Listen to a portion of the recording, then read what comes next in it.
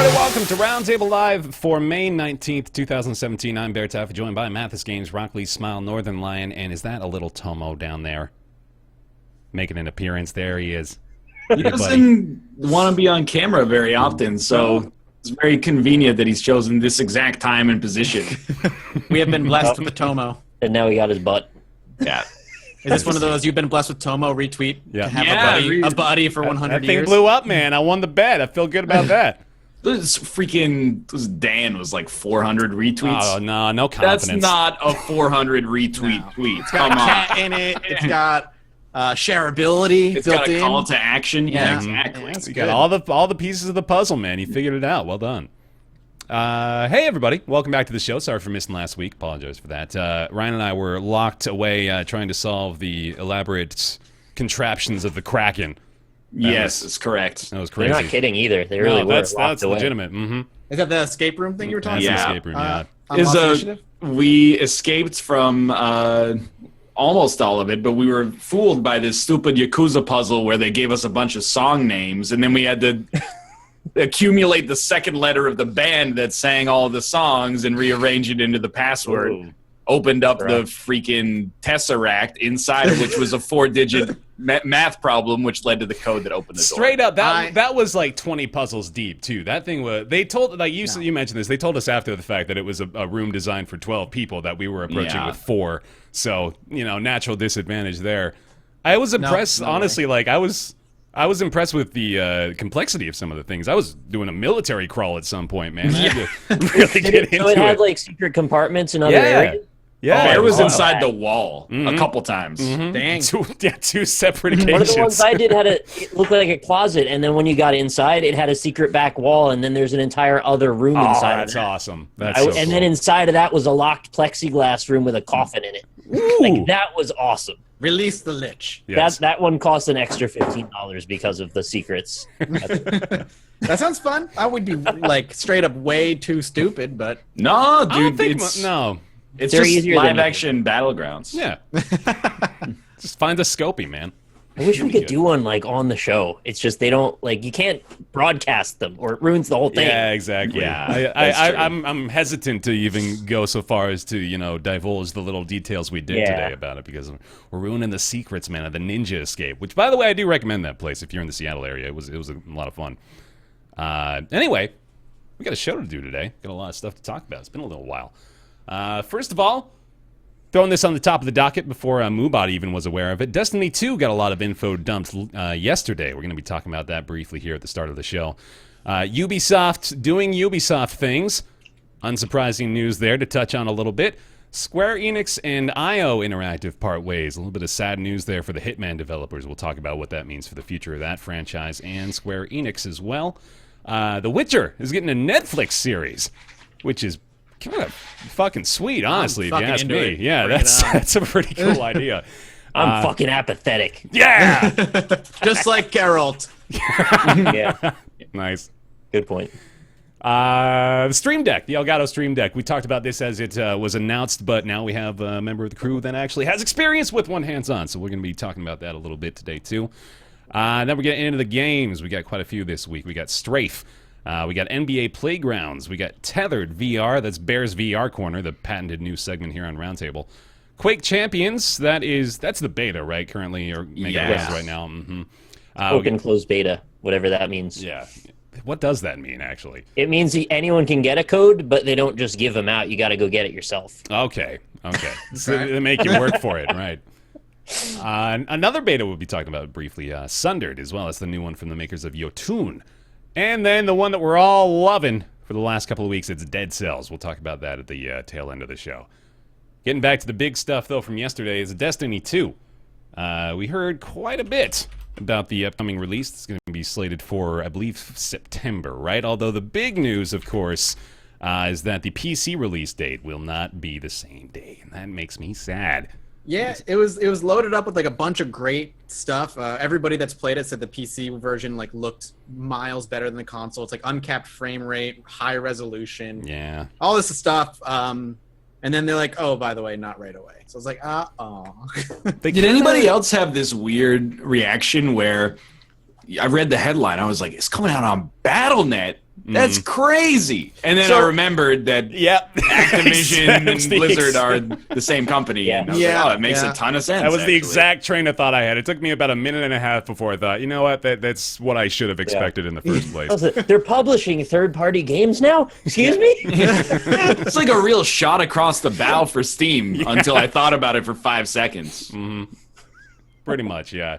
No, yeah, so that's the other big scoop from yesterday as well, is that Destiny 2 will be available on Battle.net, or the Blizzard app, or whatever the fuck they're calling it these days. Honestly, who knows? Oh, yeah. Yeah, it's called the Blizzard app, which is dumb. It's called Battle.net. They called it Battle.net during the fucking announcement. Like, the CEO of Blizzard called it Battle.net. I was like, what the fuck, man? Force habit, right? I mean, they've been at it for like 25 years now. Yeah, like, you go through that whole time trying, or not, like the whole endeavor of renaming the thing when Lord knows probably nobody asked for that, but I guess they're going back on it now. Not that that really means anything to anyone, but yeah, with Destiny 2, it's got a hype train, man. 400,000 live viewers for the announcement stream was pretty ridiculous. Crazy. Yeah. The fact that it's hitting PC means I'll immediately at least try it and hope that it hooks me. Yeah. I hope it's, from what I know of Destiny 1, I hope it's more game-y than Destiny 1 is. I hope it's more open as well. I want a more open world as opposed to, just little segments that you go to. What does more gamey mean in that context? Yeah, more of a story focus, I guess, because I hear Destiny's 1 story kind of just was like, gives a shit. You're just gonna go and do it. It's raids. It's like, here's a big long corridor, and you get your friends together and you blast Borderlands monsters. That's what I say. It just sounds like Borderlands, which I got sick of Borderlands after the first one, kind of the second one. So I don't really want a more serious take on Borderlands. I want something a little different. I'm kind of with you there. I like the idea of making it more open. I think the addition of 4 more planets will certainly help that out. Like, if I recall correctly, Destiny originally only really had, I think, maybe only 4, maybe 5 places that you could go total, like planets or even just like space structures that you could really access. So that'll probably open it up quite a bit. There was another feature I was actually really excited for, too, that they announced yesterday, the guided games, which was definitely something that I would have loved to have in Destiny 1, because I played most of Destiny 1 by myself, and that way I couldn't really access a lot of the endgame content, a lot of the really cool raids that you need to have a full squad of 6, I think it is, for. And with this, with the guided games plus the inclusion of now the new clan system built into Destiny 2, they're going to allow you to sort of like be Sherpa'd through those high-level quests. So, you can't really find 5 of your friends to do one of those late-level raids with. You can sort of queue up into this guided games matchmaking and be matched up with a few different teams who are looking for one more recruit to take into those lower-level or later-level areas, which is neat. I like that idea quite a bit. It's like an actual MMO. Something like that, yeah. It'll be interesting to see if you like queue as a class, or if you're thrown into like the general population. If you can queue and be like, I'm a ranger looking for a party, or like we're a party looking for a ranger or something. Yeah, and then it just becomes WoW at that point, I suppose, right? But yeah, I'm curious to see more of how the clans will actually be involved. Kate! Hi, Kate! Kate! Oh, shit! Okay. Well done. Big pimpin'. Well done. That's official, right? Once you get the T-shirt, that means it's real. Does that mean you can be hired by any game studio now? That's what you need? It's effectively worth nothing, to be honest with you. But it's at least an indicator of base competency in the software. For those tuning in audio only, Ryan just got his certified Unity developer T-shirt in the post today, I guess. That's for the dude. It's for the dude who thought I freaking made it up. Took a picture of somebody else's certification tag. You flew all the way to Seattle just for because you went on vacation and had to come up with an alibi. Exactly. That's why somebody else's. What's your alibi when you go to Japan then? If I don't leave, I'm gonna delete my YouTube channel. That's pretty much it. You're gonna go insane. I understand. Yeah. Sweet. All right. Yeah. We don't need to talk about Destiny too much more now, but suffice to say. I mean, let's go down the list. Kind of excited. Wish it came to PC at the same time that it came to consoles.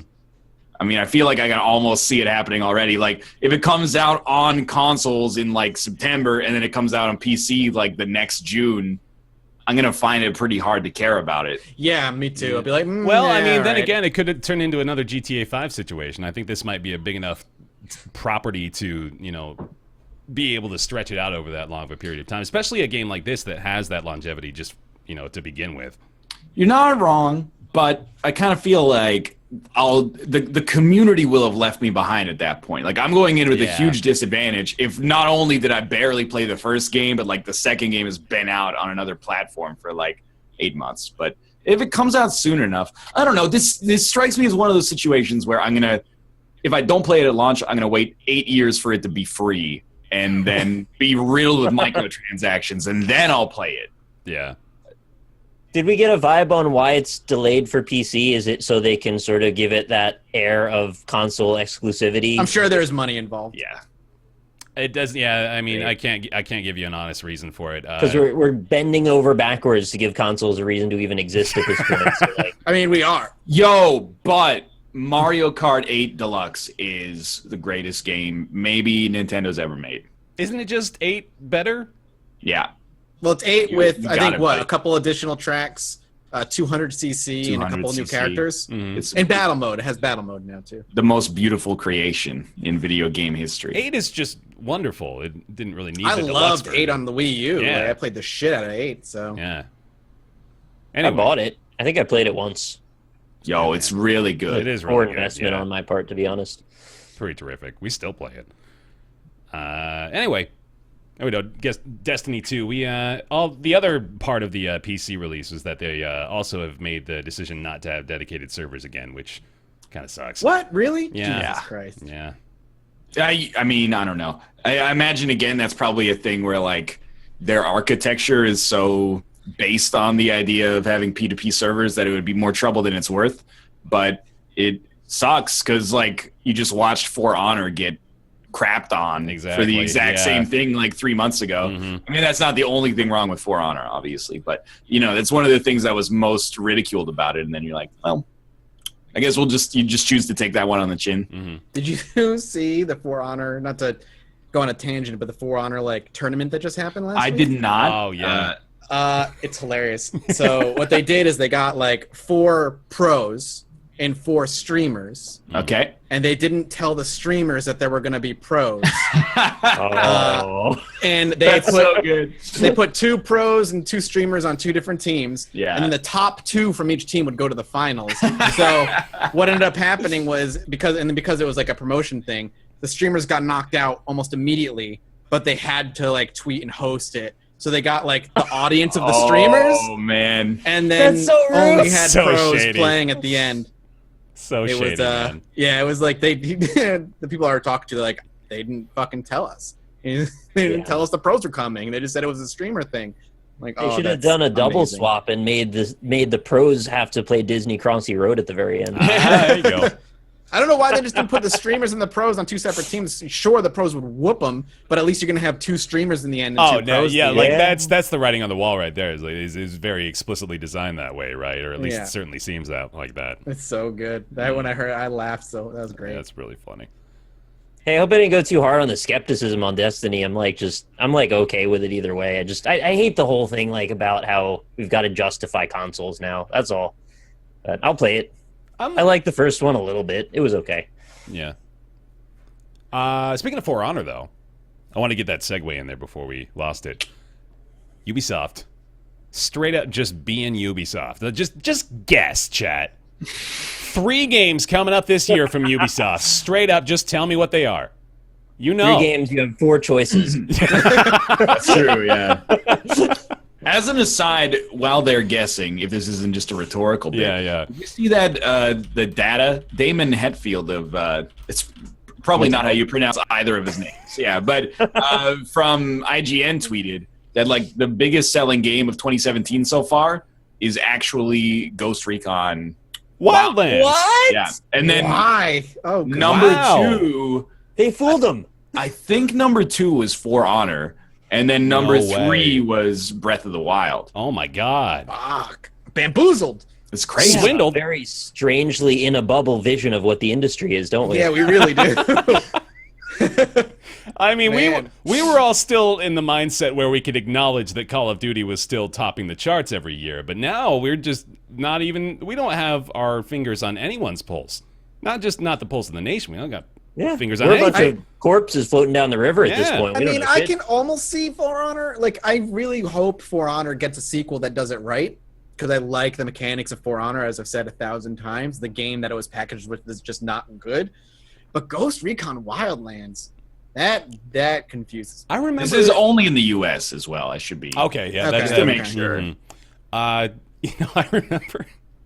remember coming back from the Wildlands event, being like, guys, this is a lot of fun. We should play this. And then I was played met it. with the wall of cynicism from this lot here. Just Well, no Because fun very quickly, whatsoever. within an hour, I'm Very like, well, good. you're just guy going to have- do the same thing for the rest of the game. got like a 70 Metascore or something. Like. Yeah, no, I honestly, I won't even really argue for its quality anymore because you guys have made some valid points about it. But it is very surprising to hear that it's topping the charts. That's why. It was gorgeous. I'll give Yeah, it it's that. really pretty. For what it's worth, like the number 7 best-selling game in the U.S. in 2017 is Grand Theft Auto 5. So Well, it's, Game will always be. What about number 4 and Minecraft? 5. Horizon Zero Dawn and Mass Effect Andromeda. Those don't surprise me. That makes sense. And then, there's like NBA 2K17, MLB, which I assume is MLB The Show, Yeah. and November's Call of Duty. And Resident Evil 7, number 6. Damn. Hey, you dude. know That's that's good. earned. I'm glad. They did Yeah, a good that- job. Yeah. Me too. Yeah, I agree with you. Neat. Well, anyway, if you haven't guessed already, Ubisoft announced Far Cry 5, The Crew 2, and Assassin's Creed something. Don't I know think yet. there's like rumor it's going to be called Assassin's Creed. I'm not kidding. Assassin's Creed Origins. Wait, I couldn't tell you if that game already exists or not. I couldn't either. I really, like, It might. there's genuinely like a 40% chance it already exists. Well, no. Let's be fair. The Assassin's Creed prequels are called Assassin's Creed Chronicles, Okay. Yeah, not you're Assassin's right, Creed you're right. Origins. It's two completely different things. There's like Brotherhood, Unity, and then like 3 other ones with single words that I can't. Yeah, words. Assassin's That's Creed what I mean. Like, I Origins. can't tell you if it's real or Okay. Assassin's Creed here's the- Origin on Unity, powered up by Steam. Here's the list of words that have followed colons in the Assassin's Creed series. Brotherhood, Brotherhood, Revelations, Black Flag, Unity, Rogue, Unity, Syndicate, Liberation, Chronicles, Bloodlines, Discovery, Recollection, Pirates. Recollection. I've never heard of that one. What's Recollection? Is that a mobile one? Oh, okay. Some of these are canceled, I guess. All right, so I shouldn't include Oh, a well. lot of these ones, but yeah, there's quite the list. Remember this when we got excited over Game of Thrones getting like 5 announced potential spin-offs? Yeah. Just get in there, Oh, make did it really? Got Wow. 5 spin-offs? Well, The they're thing is, working like, on them. Shit. not like somewhere between 0 and 2 of That's them. will ever HBO actually just being exist, like, but we can't lose the Game of Thrones money when the series Yeah. ends. Yeah. just like saturate the shit out of it. Mhm. And then wait a year when the backlash hits, and then just sequelize them again. All right, before we dig ourselves too deep into this hate hole, Right. what's up with Crew 2? Because that actually strikes me as not a move that I expected them to make. Yeah, That was same. On the that- crew was the car game with That's- towers. yeah, correct? It's a full country of the United States, except it's like shrunk down by like 95%. It's the Okay. game where you I still think of the fucking car game with towers is you're driving a car carefully up these metal steps on this big tower. You're just going from platform to platform. Well, no, they made the Forza Horizons Hot Wheels crossover, which actually is kind of that. Oh, God. And it actually looks pretty badass. Yeah? I would play that. All right.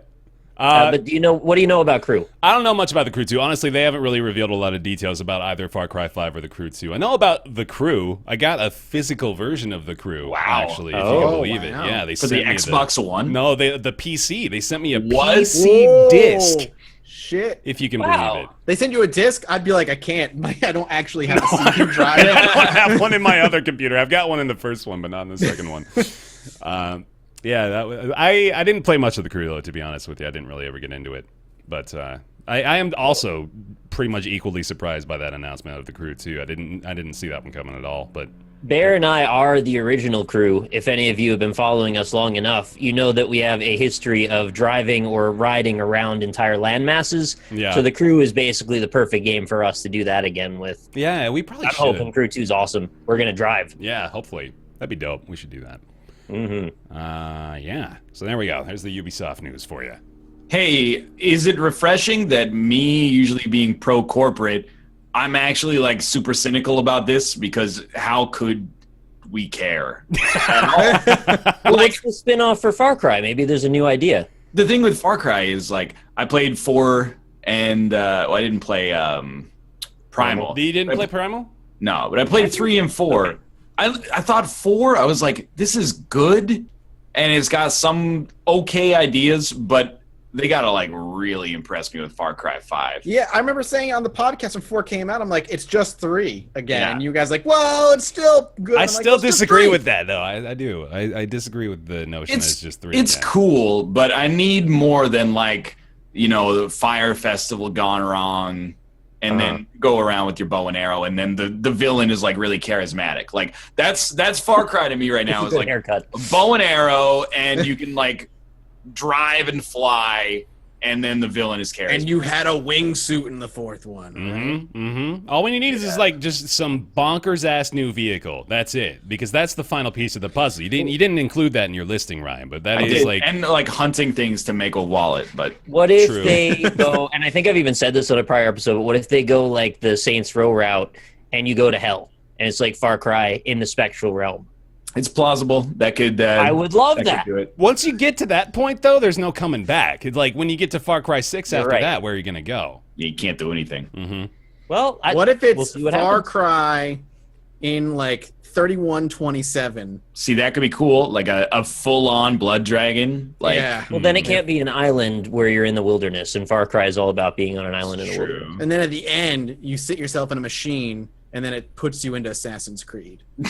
It's That Far would be Cry, but it's Star Wars, and Far Wars. you're in an X-wing, and you have to hunt down Voss because he's come back. He's undead. He's Oh, a zombie okay. now. Oh, shit. All right. Yeah. Mm-hmm. Mm-hmm. Snoke.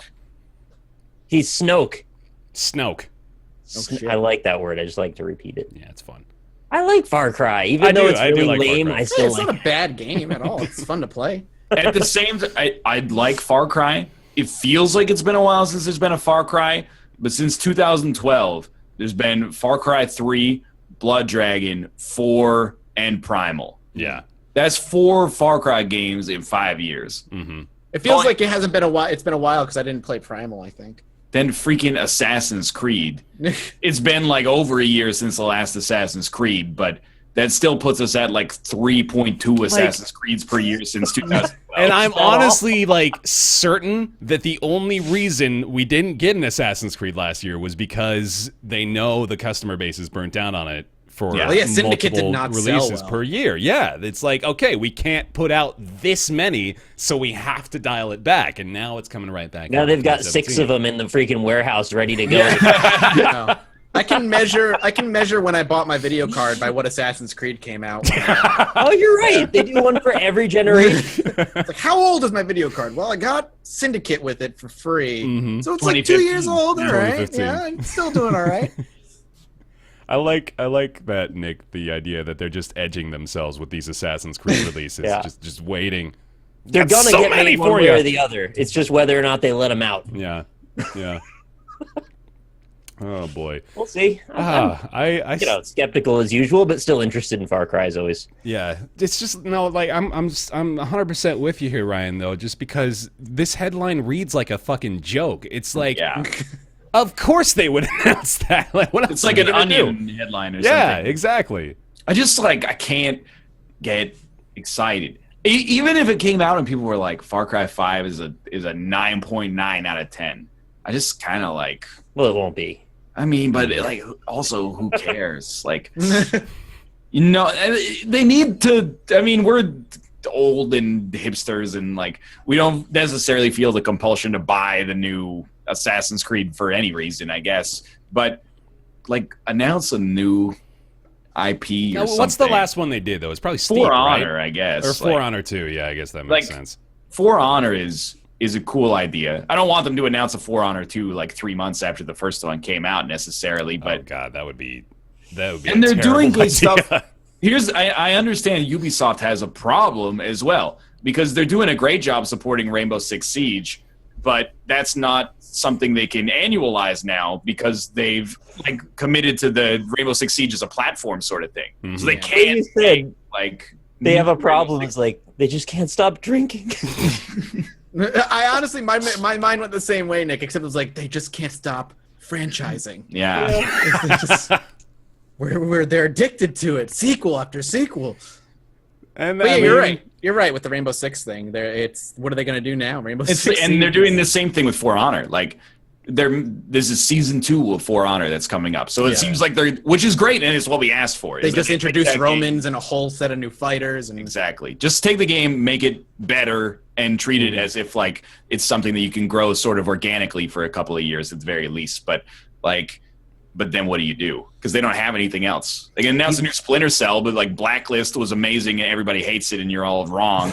And then I don't understand why everybody hates it. I liked it a lot. So you get a gun. Who even actually hates it here? Nobody there hates were, it. In 2013, we were just not as excited as you, but nobody hated it. People wrote off Blacklist because there's like an assault rifle in it at one point. I didn't like even this isn't my Blacklist. Splinters. Blacklist is so good, Bear. It's just like people saying Absolution isn't my Hitman.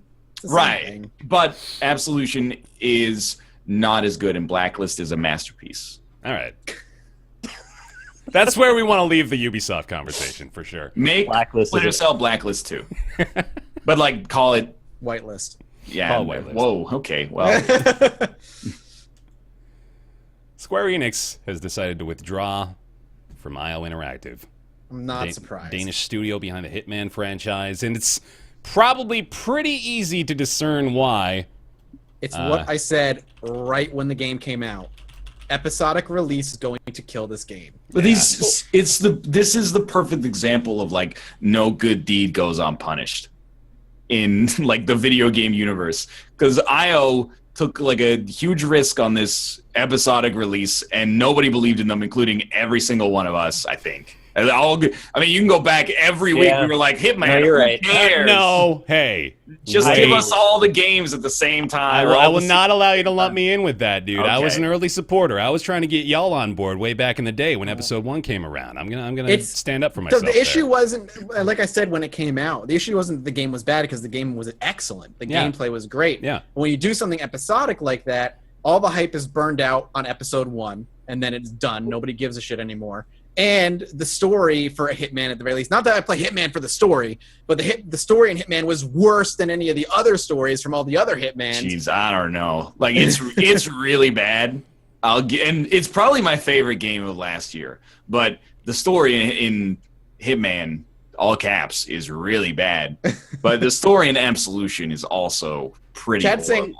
I'm not saying the story was in Absolution was good. Fucking nuns with machine guns, like the luchador section, and you can tell me I'm wrong all I want, chat, but the game only sold 400,000 copies. Like, you don't even not go that far though. Square Enix is the same freaking group that says Tomb Raider was unsuccessful. Yeah, right. Like they just have a really weird metric for success. They have a high standard, but it only sold 400,000 copies. Even in the indie game world, that's garbage. That's not garbage in any game world. Well, that is. What do they mean they sold? Because this is a weird pay model.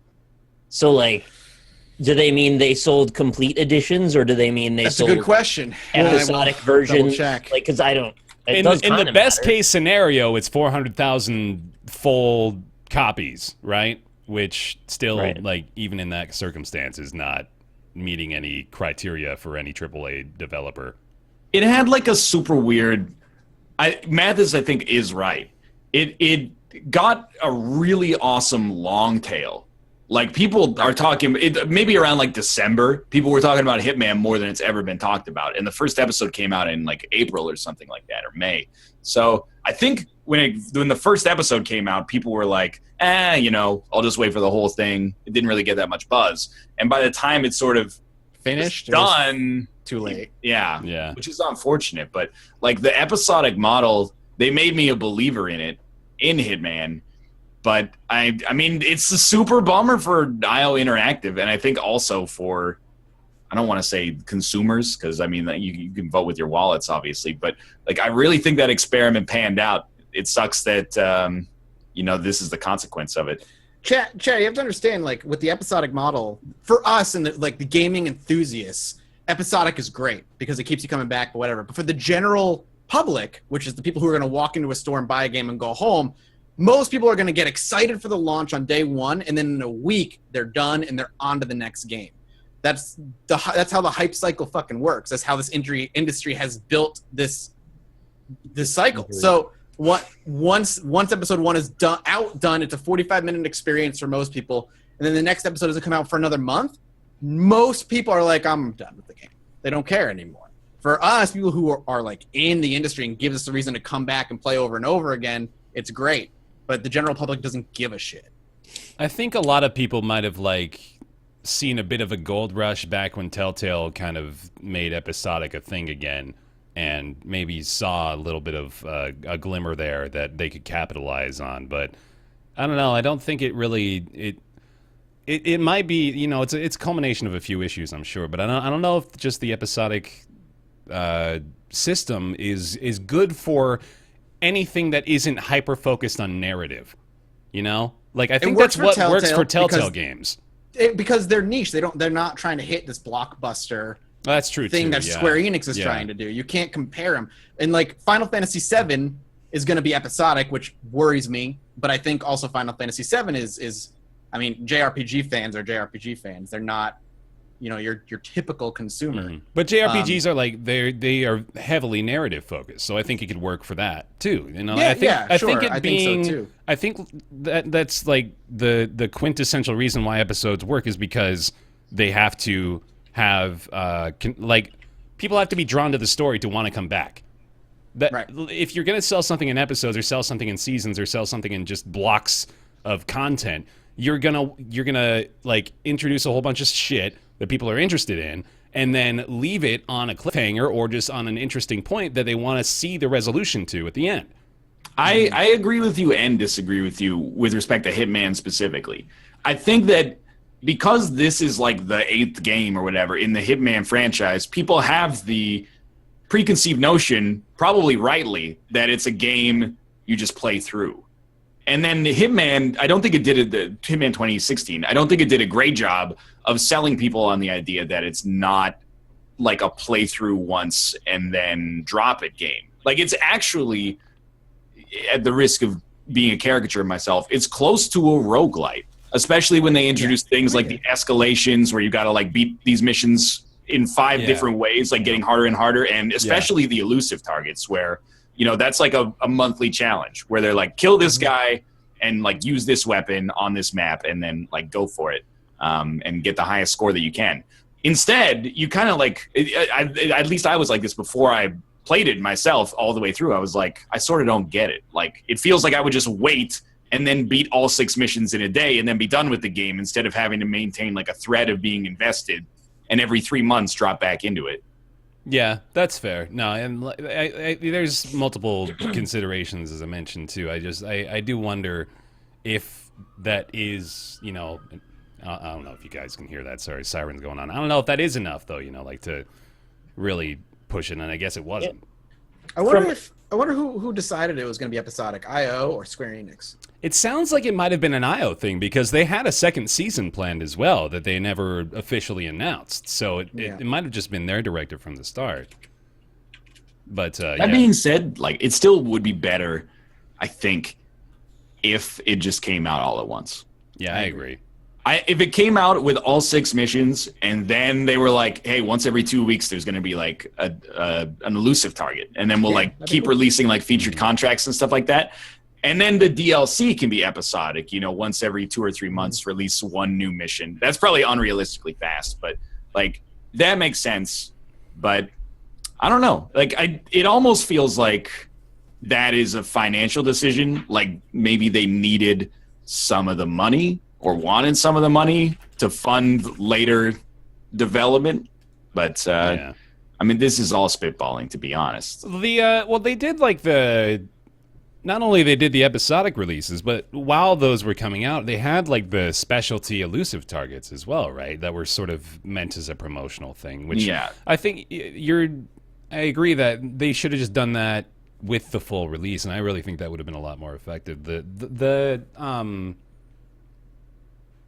sorry, I totally lost my train of thought. I'm reading this thing here too. To take that episodic thing, I'm curious how much, how negative it was for them sales-wise right out the gate, because remember, there were rumors that were being reported that Deus Ex was also supposed to be initially episodic. Oh, really? And then after Hitman came out, that like there was rumors that they were scrambling to put the episode, like to not make it episodic and make it one cohesive game. So I wonder if just the launch immediately was just like a disappointment. Yeah. If I remember, there was like a dev blog that was talking about how they did the entire development cycle for Deus Ex as if it was not planning to be episodic, and then they dropped it on them in the last few months.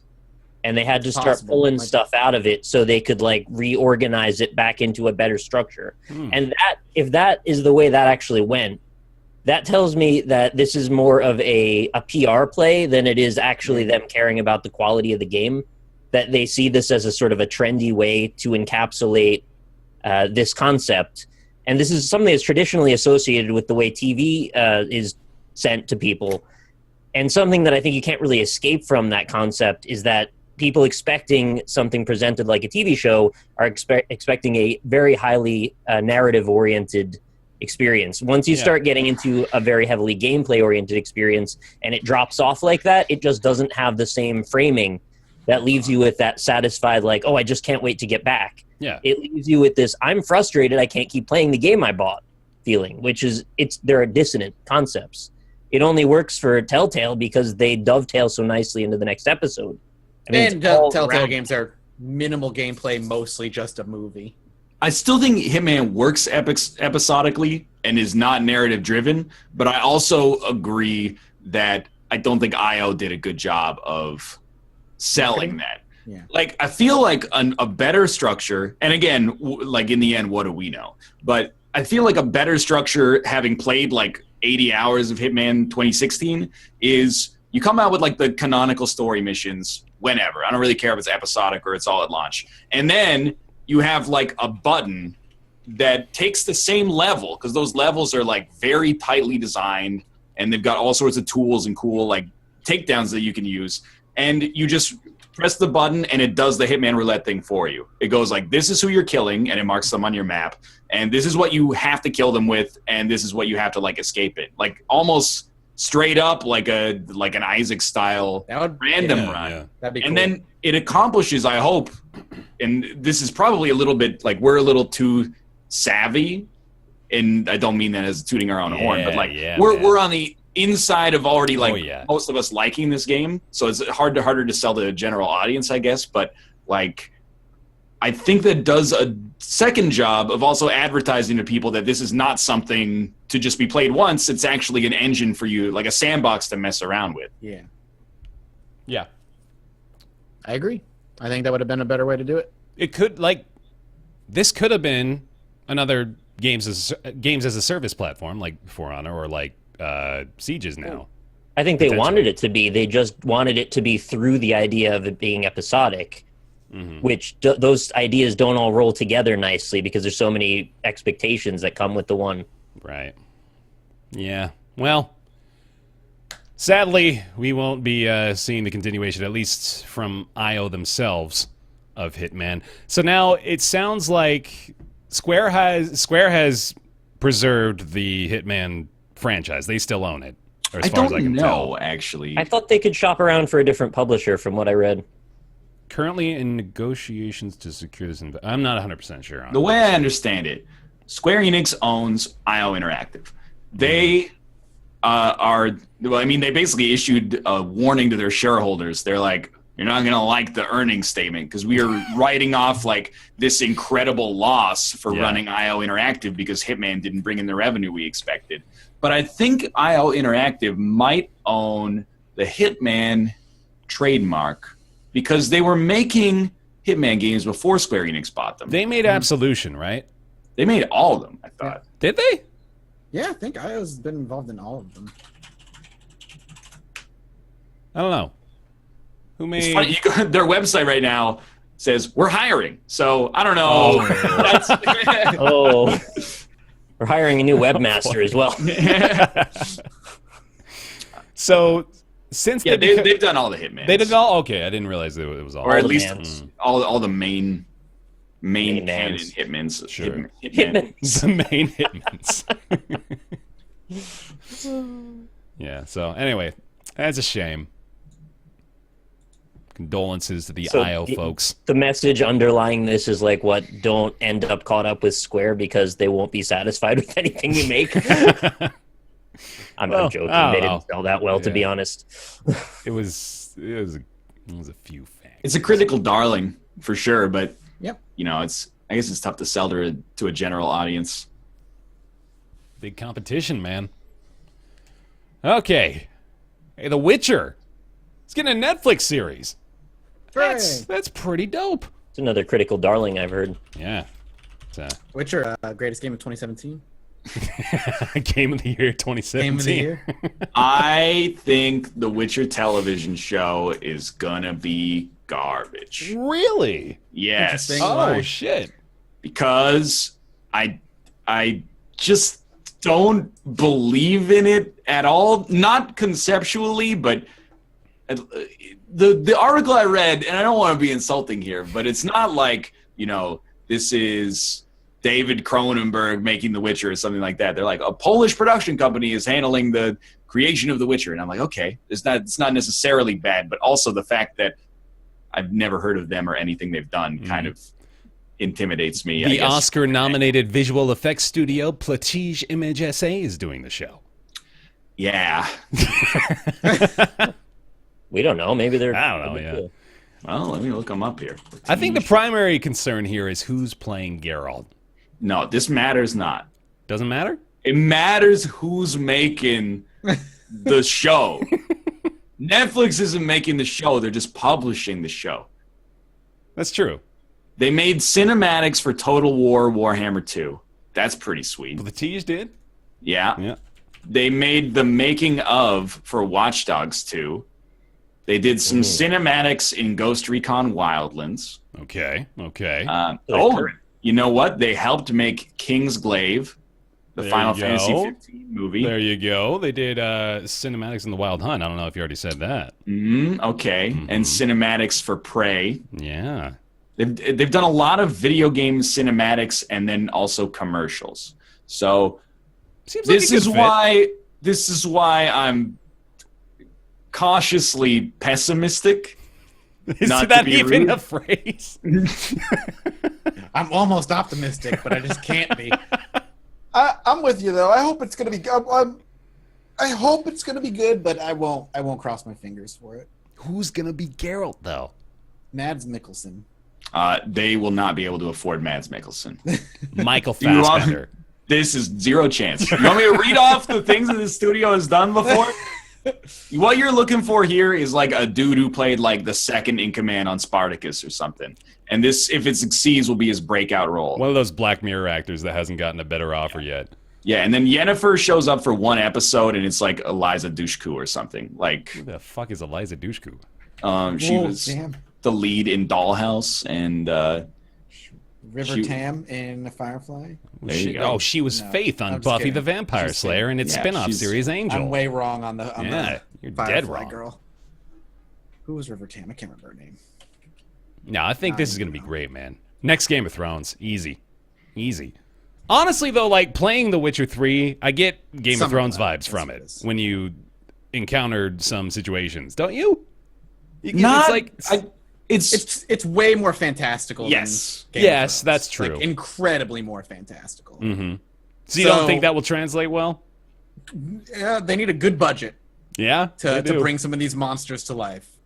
Oh, God. I can't... Because it's all about Geralt is a monster. Like that is Yeah. what he does. He Yeah. hunts magical beasts. That is Well, his pure so the the reason he seasonal- exists. It'll be 12 episode seasons, and only in the last 2 episodes do any monsters show up at all. Other than that, it'll be mostly riding on horses and talking to old people. Yeah, DBZ style. We don't need any actual action. We just need narrative. That's what keeps us coming back in the episodes. I'm That's what very we just talked about. You're skeptical as well? I think it's going to be gold. I think it's going to be beautiful. Game to TV and movie transitions have never been very kind. Ever. I know. There's no like, reason for me to believe that this exceptions? is going to be good, and there's an entire documented history of every single video game to movie or TV adaptation or vice versa being terrible. But you know what? When was the last time you as an adult saw a video game cinematic and said, "Oh, that's Hollywood level"? Like Blizzard. Yeah, I don't Blizzard. even. There's adult Yeah. though, because like Warcraft, the movie, like exists. That's true. So like it's a different standard. Games, and I, this is biting the hand that feeds. I notedly am more mechanics driven than narrative driven.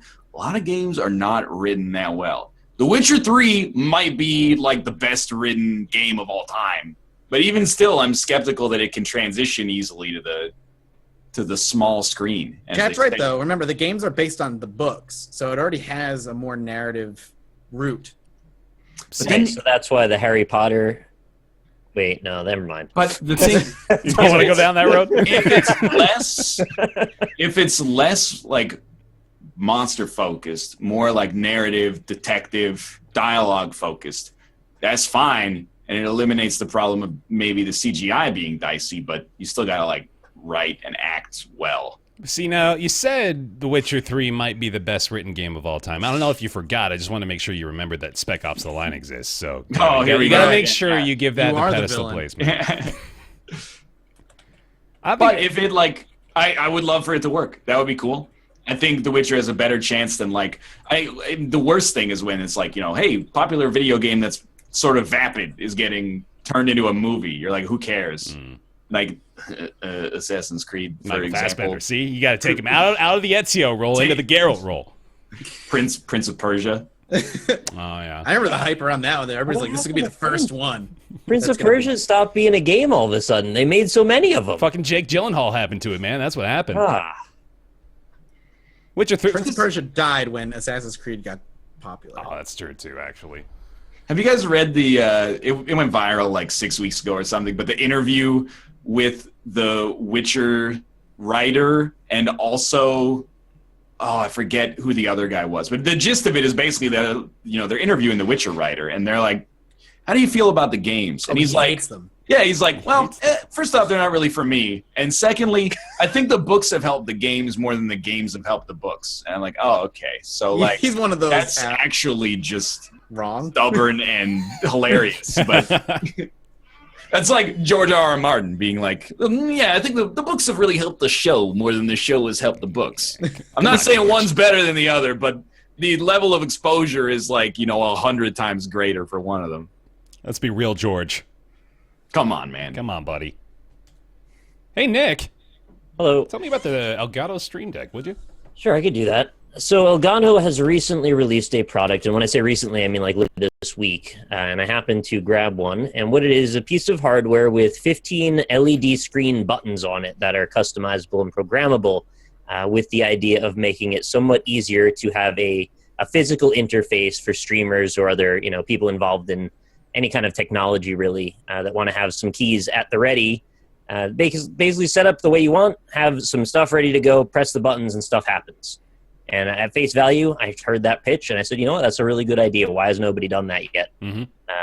This is a $150 product, though, so keep that in mind. Or what's the Canadian price again? Is it $280? Well, yeah, I'm not sure if it's through like an authorized reseller or something. I mean, I'm on the page still, but it's 298 Canadian dollars. That's like really expensive. From Elgato. Yeah, so it is. That's just Shit, Elgato. man, yeah. This is not a sponsored thing, by the way. They did not send me one, nor did they give me any kind of anything. It's because they can't. Because you're their audience, right? Oh, you're the only person buying it. I was thinking about that. I was like, man, like, I'm like Z-list internet famous. I might be able to get like a free unit of this. And I was like, why would they send me a free unit? But they did, though. They sent a ton of them out, actually. Did they? So they I eliminated tried to contact half. them. They just ignored me. They eliminated half of their potential consumer base via promotion. That's like you run like a wastewater treatment facility or something. You're just giving out wastewater treatment. Yeah. Just Anyway, bottles like- of wastewater treatment. Yeah, you know what I mean. It's like you're giving your service away to Yeah, the biggest no, customer. I followed along. I'm trying to say I'm unbiased here, so Yeah. I don't really care one way or the other, except for the money that I put into it, which whatever, it's a business expense. Good. So my ultimate thought on the matter is it's a pretty good idea. The software leaves a lot to be desired at this point, but has a lot of room for improvement and could get a lot better. At the moment, the obvious thing is they want to kind of loop it in with their other Elgato streaming products. That was my first question, actually, is if it's like... You're not locked into them, though, so that you can get it regardless if you use OBS or anything like that. Mm-hmm. But if you look on their list of like macros and custom stuff, the top stuff's all the Elgato stuff, which is reasonable. Sure. I would imagine anybody would say it would be stupid of them not to have done it that way. But props for not locking you into all Elgato stuff, because otherwise somebody else would immediately go, oh, I'll just make this and not have it be about Elgato. Yeah. And then they would have gotten my dollars there instead. So the options that you have are fairly limited. If I pull up the software here, for OBS, what you can do is you can toggle a scene on or off. You can toggle mixer audio, so you can set like your mic to be on or off. You can turn a source on or off, and that actually has some pretty cool purposes that you can use that for. And they show stuff like you can have an animated GIF or a sound be triggered by pressing a button. Mm-hmm. So in the middle of your stream, if something happens, you can kind of dynamically react to that instead of having to know all these hotkeys and kind of fumble around with them. 3 different air horns at various pitches. Yes, exactly. Yes, okay. That very thing. Good. Also worth mentioning, all of the 15 buttons can hold a folder, and each one of those folders can have 14 more buttons within them. Mm-hmm. So it's not just 15, it's, do the math, which does help. You can also link it up with Twitter, and basically what it does is it'll give you a way to link your account to it, and when you press a button, it will tweet whatever you pre-specified. It's not dynamic at all, though, so you can't have it, like, say, pull the title from your Twitch stream and go, looks like I'll be streaming this when you press the button. It's always going to be the same message unless you change it, which, why is that any better than actually just tweeting I want to be so shitty to you right now, man, because I want to be like, they have a website for that. It's called twitter.com, where you can type in a message and then click a button. And you send That's exactly what I mean when I say the Yeah. software has potential, but it isn't quite there yet. Like, there's no actual reason that that's useful, other than you could make a folder of 14 options of what you want to tweet. Just like Like, how fucking lazy are you at that? For real, can you, this is a genuine question. Yeah. Can you nest a folder inside of a folder? No. It stops at one folder deep. They said they are open to doing that in the future if people want it, though. Because then, at that point, it's unlimited. You could be busting out, Yeah, technically, yeah. it's limited by the RAM. The brand on your of the computer, I process, guess. Yeah. So that's the main stuff, and then there's actually direct Twitch functionality with it. You can send a chat message, which again, same as the Twitter one. Like, why would you do that? I don't really understand the point of that at all. There's a special icon that represents your viewer total, which is kind of nice. You can have a physical representation of how many viewers are going at the time right in front of you. Unfortunately, the text for it is extremely tiny. Like, they don't offer you any options to customize the text that's on it, so kind of can't really see it very well. You can set it to sub chat via a button, which is kind of nice. Yeah. You can also set it to slow chat and then specify how many seconds slow chat. So those are the exact type of things I want more of. Little commands that are nested within that have all the references taken care of. Right. Like, they don't require you to script anything. They don't require you to know anything. They just give you a drop-down menu that says, how long do you want slow time to be? Or other varieties of things like that. And that's where the OBS stuff gets a little janky, because a lot of it is just, do you want a hotkey reference to a thing you can already have a hotkey to? I want you to remove hotkeys because I don't know how many conflicting hotkeys I might have outside of your software. Mm-hmm. So, for example, if I make it like Control-Shift-F for something, and then I also use that in Winamp for something, and I press the hotkey for streaming stuff, it might also trigger the Winamp thing. I want you to do all the hotkey stuff on your end. So that way, I just want the command to do what it does, press the button, it does the thing. That's like the whole point, I would think. Keep going. I'll be right It is. And in this case, it's really just referencing things that it already can do. But there are exceptions, like I said, of some things that are linked directly through their own API, like the OBS stuff. Yeah, okay. There's also, you can press a button, have it pull up a website, which I'm really sure, again, what the use of that is. Because I have that on my keyboard. Yeah. I like this one, though. There's a hotkey switch. And what this does is it'll allow you to specify 2 different hotkeys with 2 different icons and 2 different titles. So when you press it, it'll trigger something, then it'll switch to the other one. And if you press it again, it'll do the other thing and switch back to the first one. Okay. So in this case, it's not just a press it and forget it kind of thing. It's actually got some versatility to it. Yeah. So I want to see more of that kind of stuff showing up in the software in the future. There's also just a one-press hotkey. So if you have a thing you want to trigger once, every time you press it, it'll do that. I have it set up right now to be my soundboard, essentially. So you can open a multimedia file, and it'll just play it. And then if you set up your Windows player properly, it'll just close after the fact. You can have it directly open any file on your computer. So if you want it to open like Photoshop or another app, whatever you want it to be, you can just set up an icon for it. Yeah. And you can do multimedia stuff. So if you want to do play, pause, skip on your music functionality. So there's a small argument to be made here that this could be practical for not just streamers, but for anybody looking to set up quick macros. So I was thinking, like, I mean, it's too expensive for that generalized use, in my opinion. Right, yeah, definitely. But I have seen people, like, Nick, you can buy, like, those Wacom remotes. Yeah. And then those basically hook into Photoshop or an Illustrator program natively with shortcuts. But you can just do that with this instead, and then connect the macro for opening those programs or those tools to the Stream Deck itself. But you could also theoretically do that with like a USB like numpad or something. You could, but in this case, the one reason that I thought this was a superior solution is that it's got screens on it. So you can customize stuff, have saved profiles, and whatever you're doing, like it's there with the info in front of you. Yeah. Whereas if you buy a little hotkey thing, you got to like write on little pieces of paper and slip them under the keys. This is like straight up silly, but the most meaningless, like least entertaining question I've ever asked on Roundtable. For the LCD screen, are there default template images that can be used for things? And or can you put your custom images in there? I was actually going to talk about that regardless if you asked that or not.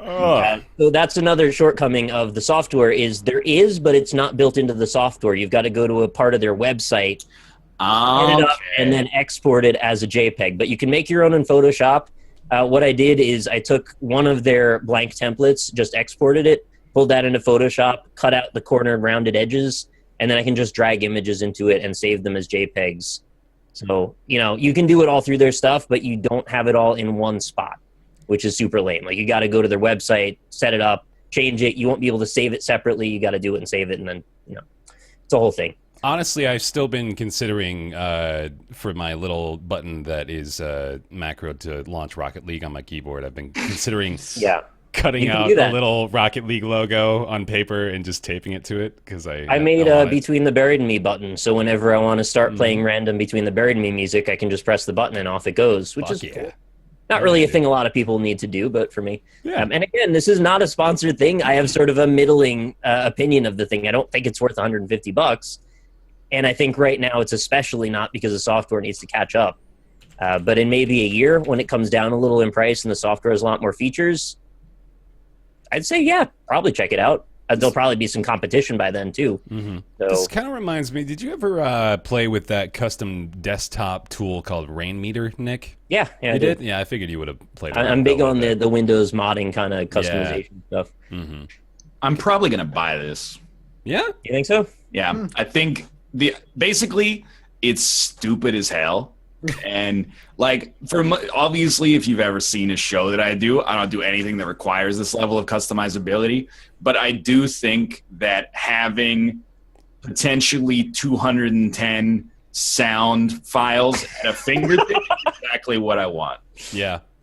I want and to be able to remember what they are. Like if something goes wrong or Get the Price is Right failure song. I'm not setting up the soundboard. You got to get the WAV files and put them together. That's fine. I can. And the other thing is, it's way too expensive, but and you can make your own, but I'm gonna spend like 4 days making my own to save $100, and I'm not gonna make one with 15 LCD screens on it. Like that's just not plausible. So this seems sensible to me as a really stupid purchase. Plus, in a way, I actually respect that Elgato is making tools for streamers, and part of the rub of being in an industry is because it's a niche audience, you pay more than it's worth, probably. I think you're kind of paying for the aesthetic a little bit here too. I'm fine with that. Yeah, it's a convenience thing. Yeah, I don't know of a solution that's like this with the software with the LCD screens. Yeah. I mean, you can probably make one, like you said, but this is kind of just ready to go out of the box which is where the extra money is going. And, I just figured I'd go into fairly good detail about this because I've watched quite a few videos and it doesn't seem like anybody's really used it yet and have like opinions about it that I've seen. So since people asked me, I was like, hey, might as well. Yeah, no, I'm sure there's quite a few folks that were curious, so I appreciate it.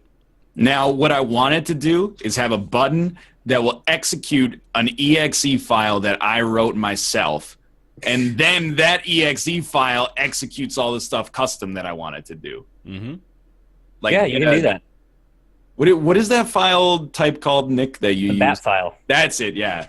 I was going to call it a tarball. Come on, Unity confirmed. There's a compression type called TAR, so that's it. What you meant. Yeah, so you need one button launches, what is it called again? This guy's no kidding, huh, Matt? This Unity certified developer up here. Yeah, come on, man. That's not really to do with Unity. That has actually nothing to do with Unity, but...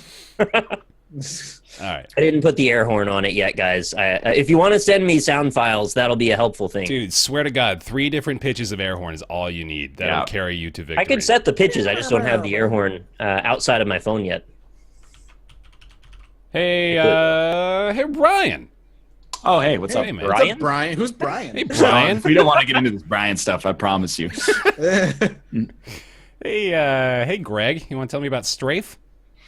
Yeah, STRAFE is a roguelite first-person shooter that is extremely dedicated to the 1996 aesthetic, except for the fact that you actually have the ability to freely aim instead of just aiming directly in front of your person. So you start, you choose a gun, and then you go through these procedurally generated levels. Sometimes you got to do the FPS thing where you grab keys and then use the keys to open color-coded gates and stuff like that. But mostly you're just trying to live. You gather resources. You use those resources to buy ammunition because you run out constantly. And then eventually you die.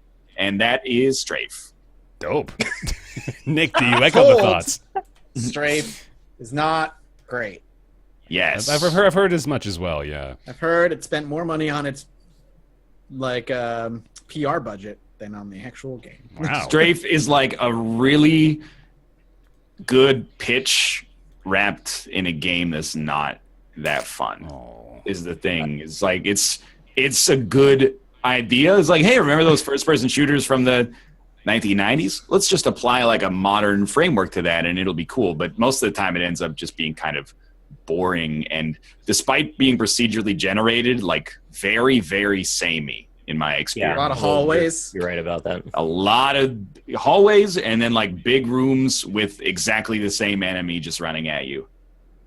I want to come down a little less hard on it, but still sort of hard on it. I had a lot of expectations going into this one, thing it was going to be amazing because I played it years ago and it was still very early in development. I didn't even know it was going to end up being a full game. And at that time, it seemed about as done as it is now, sort of. I mean, they wrapped it up in the whole roguelike framework a little bit better, and now there are actually discrete areas, whereas in prior, I think it was only the spaceship area. And it's broken up sort of like Spelunky, where there's, I think it's either... Is it somewhere between 2 and 4 zones within each sub-zone? So, like, the first ones are the spaceship, and then you go to, like, a town or something. I don't actually know the thing, because I've never beaten level 3. But once you beat an area, you can spend money to open up portals that take you past the first one straight to the second one. Like, if you wanted to go to the ice caves, essentially, you could jump ahead. It's extremely badly balanced, though, is the problem, and it's just not that fun. The idea is great, and it's very visceral. It's fun to play, but it just breaks you down with the difficulty very quickly. Wait, hold like on. Brian So said, the enemies mostly just run at you, which is lame. Elaborate on that a bit for me, though. It's like it's not fun, but it's still like fun to just the gunplay is fun. Yeah. But the way the game mechanics sort of force you to just die over and over with no actual semblance of actual progression is not fun, especially when the soundtrack is kind of like overly loopy. Like, it's short. You just hear the same bit over and over on level 1. Yeah. The level generation doesn't have enough hooks to it. It's very similar from one run to the next. And there just isn't enough diversity to make it really that interesting. I mean, you pick from one of 3 weapons to start off with, which seems fine, especially since you can upgrade them. But during the course of upgrading them, you might only see one upgrade through the first couple of levels, and you'll run into these one-off weapons that you can shoot for a little bit, but you only get one clip with. and you don't get nearly enough of those. You're basically just using the one weapon you get always until you upgrade it, and you might get an upgrade you don't like. So like that's it for gunplay, is you better like the gun you picked. Yeah. And it's going to be a machine gun, which is awful, a shotgun, which is obviously superior, and a railgun, which is like in the middle. Also, I mean, maybe this has been patched because we played it like almost 2 weeks ago now, but the guns have no game feel to them at all. No recoil? Yeah, exactly. Like to me, it really feels like you are holding you're holding a 3D modeled object in front of you, and projectiles are just spewing out of it. There's no kickback. There's no like visceral sense of like dunk dunk dunk dunk dunk dunk dunk. You know, like when we were playing Quake Champions. Like if you're using those guns, and there's a lot of negative things I'm sure you can say about Quake Champions, but they each have their own unique feel. And when you have the rocket launcher, even though the rockets are small and I thought it was some kind of weird flat cannon, like it feels like you've got a heavy weapon. There's explosions that happen. There's like feedback visually and auditorily from the game that you're shooting. Whereas in STRAFE, it's really just like zzz, zzz, like your gun, it really does not feel like you're shooting it. I can tell they put all the attention that normally goes to that into what happens to the enemies after you hit them with the projectiles. The inordinate amounts of work went into the detail and the gore and the gibs and the blood flying off the walls, and like individual little rivulets of blood running down the wall. Which is like, that one thing stands out as having so much more work than so many other things. And the trailers. But I'm kind of putting that stuff to the side to just talk about the game. I mean, I can believe that they really went heavy with the PR campaign too. In fact, I remember last PAX going to the booth, the Devolver booth. They had a STRAFE section of it that was like, well, they had the tower that you were playing the game on looked like one of those old Dell machines from '96 that's like a fucking kitchen garbage can, and nice. You know, it's, I don't know why they were so adamant about, you know, keeping that theme alive with all this stuff, even though, like, I mean, I guess that is sort of the whole point, is right, like the people that will like this are the people that enjoyed these FPSs from '96. But well, I want to tackle that for a second, because pardon me while I parrot, you know, somebody else who played it. But I'm curious, because I'm curious if it rings true for the two of you who have played it. Specifically, TB said in his video, like, the reason those shooters from '96 were so good, even the new Doom is so good, because the levels are meticulously created to be arenas that you can move around and have fun. You try all these different weapons, and allows you the freedom to exploit the movement, and it's like, it's arcadey in that way. But this game, because it's randomly generated, doesn't have that level of detail. So like you said, you're running down hallways and you don't get to have that experience. So as much as it looks like it's from '96, it doesn't play like one of those games from '96. It's just dead ends all the time. Is that like, right? You think you're going somewhere to progress the level, find out you just hit a complete dead end, and then realize you have nowhere to go that makes any sense that you realize. And then you look at your map, which is like, you position the camera down and to the left. Yeah, here the map. And your arm comes up, and you can't see anything on the map. Oh, it's so pixelated. Well, I think, Mathis, you through TB have touched on like a valid point, that it says that it has like this ridiculous adherence to the 1996 aesthetic, but it's really, it makes weird design decisions that are at odds with that. Like allowing you complete freedom of aiming, I'm actually glad they did, because I can't play like a Doom style shooter, like a Doom 2 style shooter in this day and age, or like Wolfenstein 3D. But like the fact that you have to not only reload, but your ammunition is limited. And then we were kind of trying to suss out, do you lose the ammo that's left in your clip if you reload before the clip is completely empty? If so, like, I get it, but this isn't Red Orchestra. Like, you're making a game that's, the aesthetic and like the selling point is that it's supposed to be so arcadey, and yet you're doing like super simulation-y mechanics for bullets that even like Call of Duty doesn't do, which is not a simulation, but is certainly more like simulated or simulatory. Has more reason to do that than STRAFE exactly. does. Yeah. The temperament of development is such that you would expect they would put all of their eggs in the basket of fun not things that cause the player to have a worse time because it's simulation. That's kind of, I think, where we're going. Yeah, exactly. And then running out of ammo means you have to, well, or at least if you're bad like I am, you have to go spend your whatever you get, shells, on ammunition instead of being able to buy HP or armor or, whatever else you can spend your resources on. So I always just feel like I'm playing that like Gungeon, like novice Gungeon game where I'm like spending all of my resources on HP just to stay alive and like die later. Yeah. Instead of actually having a chance to build a winnable That's run. the Dead Cells game I'm playing right now. Oh yeah, dude. Speaking of which, Dead Cells is just better than Dead Cells is excellent. We'll talk about that in a minute. Right, not but to that's be like rude. a different kind of game. sort of, but They're kind of comparable, kind of a little bit.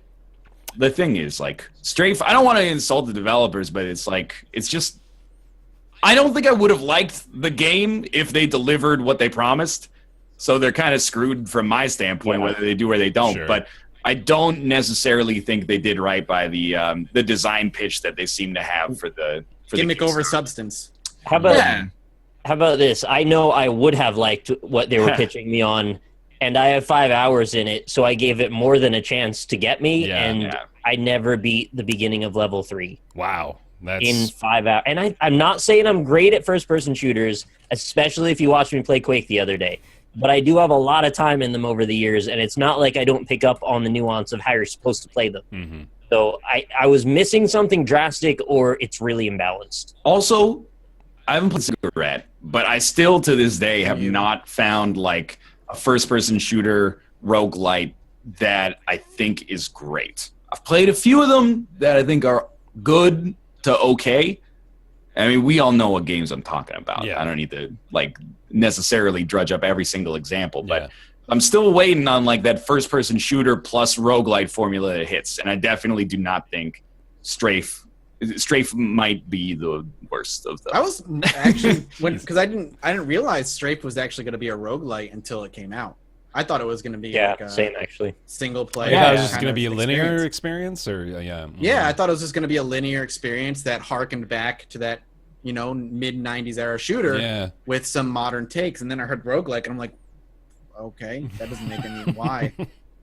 Because everything has to be a roguelike now. Like in this, just to like the past 3 weeks, I feel like we've had like 4 different roguelikes come out. Yeah, no, you're not wrong. One of them has crushed it. Yeah. Yes, one of them has crushed it. One of them. Before we get to that, though, let me talk. This is a perfect segue, Bear. You're missing out. I know, yeah, because they've been talking about this goddamn game the entire time, too, and that'd be Quake Champions. We're going to throw off your docket, man. Just shift it around. No, just cut him off mid-work. They've been talking about this, too. Quake Champions. Quake Champions. I want to hear from Nick first on that one. Quake Champions is the reimagining, rebirth, I guess you could say, of the Quake 3 arena shooter formula, where you get some friends together, make a little team, go online, shoot the hell out of each other. It's a very simple type of game. But this is not a very simple type of time we live in. So they had to augment what we knew to be a very simple concept and add usual shit now, which is the loot crates and the unlockable customization options. So if you know the way Quake used to be, it's just here's a collection of levels, get your friends together, shoot each other. It's got like 30 skins you could change your character to, but who really cares? It's just the guy you pick. Yeah. It doesn't matter. But the premise of Quake Champions is it now matters which guy you pick, because they each have their own little subtle ability to it. And I will give them credit here. They didn't go over the top with the abilities and make it like the thing you lean on all the time. I mean, you can play with it more or less depending on your preference, but you could kind of just ignore it for the most part and not probably make a huge difference if you're any good. Mm-hmm. They update it graphically, of course. Game still runs very smooth. Feels like Quake, still very, very quick. They've added a few new weapons, kind of reimagined some of them to be a little different than what they were. Still got a railgun, though, so that felt good. Mm-hmm. They got a much more apathetic-sounding announcer for this one as well. He is... Bear, you should apply to work. Because, like, seriously, the announcer's like, they have the obelisk. Oh, really? Yeah, he doesn't give it. It sounds like placeholder sound, actually. It's like until they get the real guy, they just got maybe somebody from the QA team guy. or something. Yeah. Well, shit. The enemy has the obelisk. I better send him a reel. Okay. Yeah, do it. So we played the sort of closed open beta where anyone can get in, but you've got to request a code. And it's got 3 maps and 3 game modes, deathmatch, team deathmatch, and this other sort of new one where it's like a combination of capture the flag and domination. You have to like hold a soul and then stand by an obelisk. Oh, yeah, it's a little confusing, honestly. I'm not really sure what we were doing for most of it. I only got to try out 3 of the, I think it was 8 heroes. The main guy, the Quake guy that you normally get as the default, he can throw his little ball and then teleport to it. And then when you teleport to it, he can telefrag somebody if you're in line with it. You can also just use that for general mobility. There's a lady that can go invisible, and when she comes out of being invisible, she can frag whoever's in front of her. And then there's a guy with a mask for a face that can see through walls. So that's 3 of them. There's also a dinosaur that shoots acid blood, a lady that leaves a trail that lights people on fire, a lady that leaves a totem on the ground that either heals you or damages you depending on your team, a robot that has a shield. Mostly all of these have an analog to Overwatch, I've noticed. I was looking to say, it sounds like Overwatch. There is one dude who is a robot, and he has Ruckus's / Reinhardt's shield. Yeah. And there's people shit on Paladins for it, and shit on Quake. There's a Rhino Man that charges too. So that's a thing. And yeah, they do have different stats. They have slightly different HP. The lady that goes invisible, she only has 75 health, which kind of sucks because she's super easy to kill. Anyway, there's what a else large do man with about? a hammer named Reinhardt.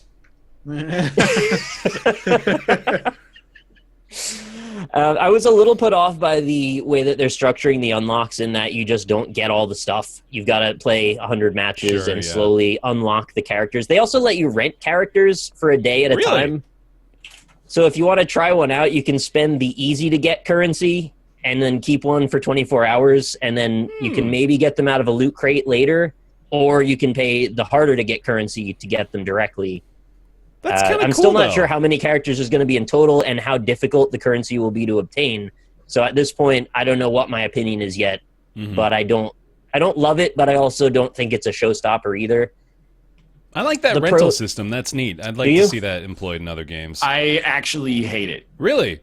And not just to be divisive. And by the way, I think I want to preface this by saying I actually like Quake Champions so far. I think the best thing about it is that in an era where getting shot once in the head takes you out of the game forever, because I've been playing so much Battlegrounds, this is really like, it's not a low-skill game at all, but it is a little mindless in the sense that you can go in and just play and not have to worry about it. Like, if you die, then you're in misery for 40 minutes or something. But I hate it because it just complicates not even the design. I just don't understand what I'm looking at when I load up the main screen. There's 3 kinds of in-game currency, and then there's 3 kinds of loot chests that you can get. I don't know if they correspond or you can upgrade one to the other or what. Then you can rent the heroes. When you open the loot boxes, you don't just get you don't get skins anymore. There's like torso shaders, leg shaders, like mask shaders. Wow. The amount of loot and the different ways to get it is so muddied that I just don't know what I'm looking at all ever. The solution that I got from playing a bit of it is that you just kind of play games and you get crates for leveling. The currency is on top of it, and I'm not clear on that part, but I did get the hardest to get crate just by playing games. Okay. And that did unlock one of the characters, and since there are very few characters, I assume that's a very high value pull to get from that chest. I agree, though. It's super muddy and complicated and overly complicated. I mean, especially when mostly all of the things you're getting are just cosmetic, silly things. Like, why do you have to make it so complicated? So it doesn't sound like you necessarily have an issue with the rental system, then. It's just that the loot in the inventory itself is extremely difficult to navigate? It's just like one more thing on top of it. Okay. Like, Brett, I come from the era of there's 2 kinds of currency. There's in-game currency that you earn, and then there's like diamonds that you put your real money into. Yeah. Right. And in this one, there's in-game currency that you earn. There's I forget what the ones that like radiation or something. You pay. There's favor, and then there's shards, and then there's one other one. So the one that I don't understand is the one that's like in the middle. Oh, that you told me that's dust, where you break down your shaders to turn into things you can then spend to get other shaders. Yes, and I just want to be Quake Man and shoot my rocket launcher at people, which is okay because I heard that there is well, I don't know how to say it, a SKU coming out where you can just buy the whole game and you get everything like Overwatch style.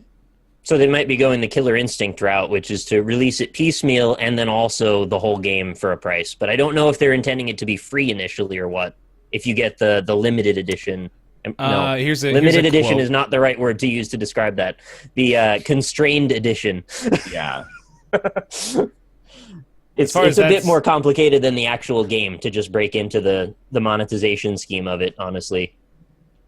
As far as that's concerned, creative director Tim Willits said at its core, it's a free-to-play game with the option to buy the champion packs and just get in and play with all the champions. Okay. So the Smite way of doing things. Yeah. And to be fair, Overwatch, and Chad's right about this, Overwatch doesn't let you buy in and get all the skins. If you want skins, you still got to buy loot boxes or earn them at an incredibly slow pace after like 30 hours. But I just want the characters. Like on the same boat, I played like some Heroes of the Storm with Kate, and I have like, just for playing, I got like 20 heroes. Yeah, they give you a free 20 heroes of 2.0. And then Kate was like, assassins, tanks? Kate's like, you should play as this guy. And I went to my inventory and it was like, I don't have that guy. And then she's like, well, just unlock him. And I was like, well, I don't have, what, Chirons or whatever the heck they're called. And then she's like, get some Chirons. Let's establish now like a universal currency that every game can use as like, this is how you buy shit. We need to, shards is probably it. Let's just call everything shards. The Heroes of the Storm also has 3 currencies now with 2.0. It does. They've got gold, they've got shards, and they've got real world money. Do they call it real world money? And then they just like charge you straight up. You want this hero? It's like $4.99. It's just got USD. I mean, why not just do that? I mean, fucking Microsoft points went away because people were like, I just want to see what I'm buying for money. Dude, not to pump their tires too hard. And we all know there's problems with Nintendo's online services. But when you buy games online, you no longer have to buy like Wii points. You can buy them if you want, like, because we're buying stuff in Canada. Obviously, the prices are weird, and they're never $15 or $20. They're always like $17.35 or something. Yeah. There's an option. You can get $15. You can get $20. I don't know why you ever would. Or you can just be like, just add exactly enough money to purchase this game. Yes. And I'm like, that should be the only option. Exactly. Yeah. That's what PlayStation does too. Yeah, they've done that now too. Mm-hmm. So I hope this monetization talk hasn't distracted too much from the actual game, because the actual game is fine. Like, it's pretty much what it says on the tin. If you disregard all of that business about how it's complicated, like, it's just Quake 3 with a better graphics engine. It's just as smooth as it ever was. It looks great. I really like the maps, actually. I have to say, I was paying very careful attention to the level design. And I don't know if they kept the same people that did the Quake 3 level design. I know one of the maps was actually an upgrade from a direct Quake 3 level, but the ones that weren't really looked very much like they could have been Quake 3 maps. And they were well designed, and I liked them, and I can't wait to see more. They had some really cool visual gimmickry, which is not a thing Quake was really known for quite as much. That was more Unreal's thing. But these had some really cool focal points to them visually, even though you're flying past them shooting rockets. It's kind of cool every now and then. You just look around, you're like, oh, there's like a million floating islands over there. That's neat.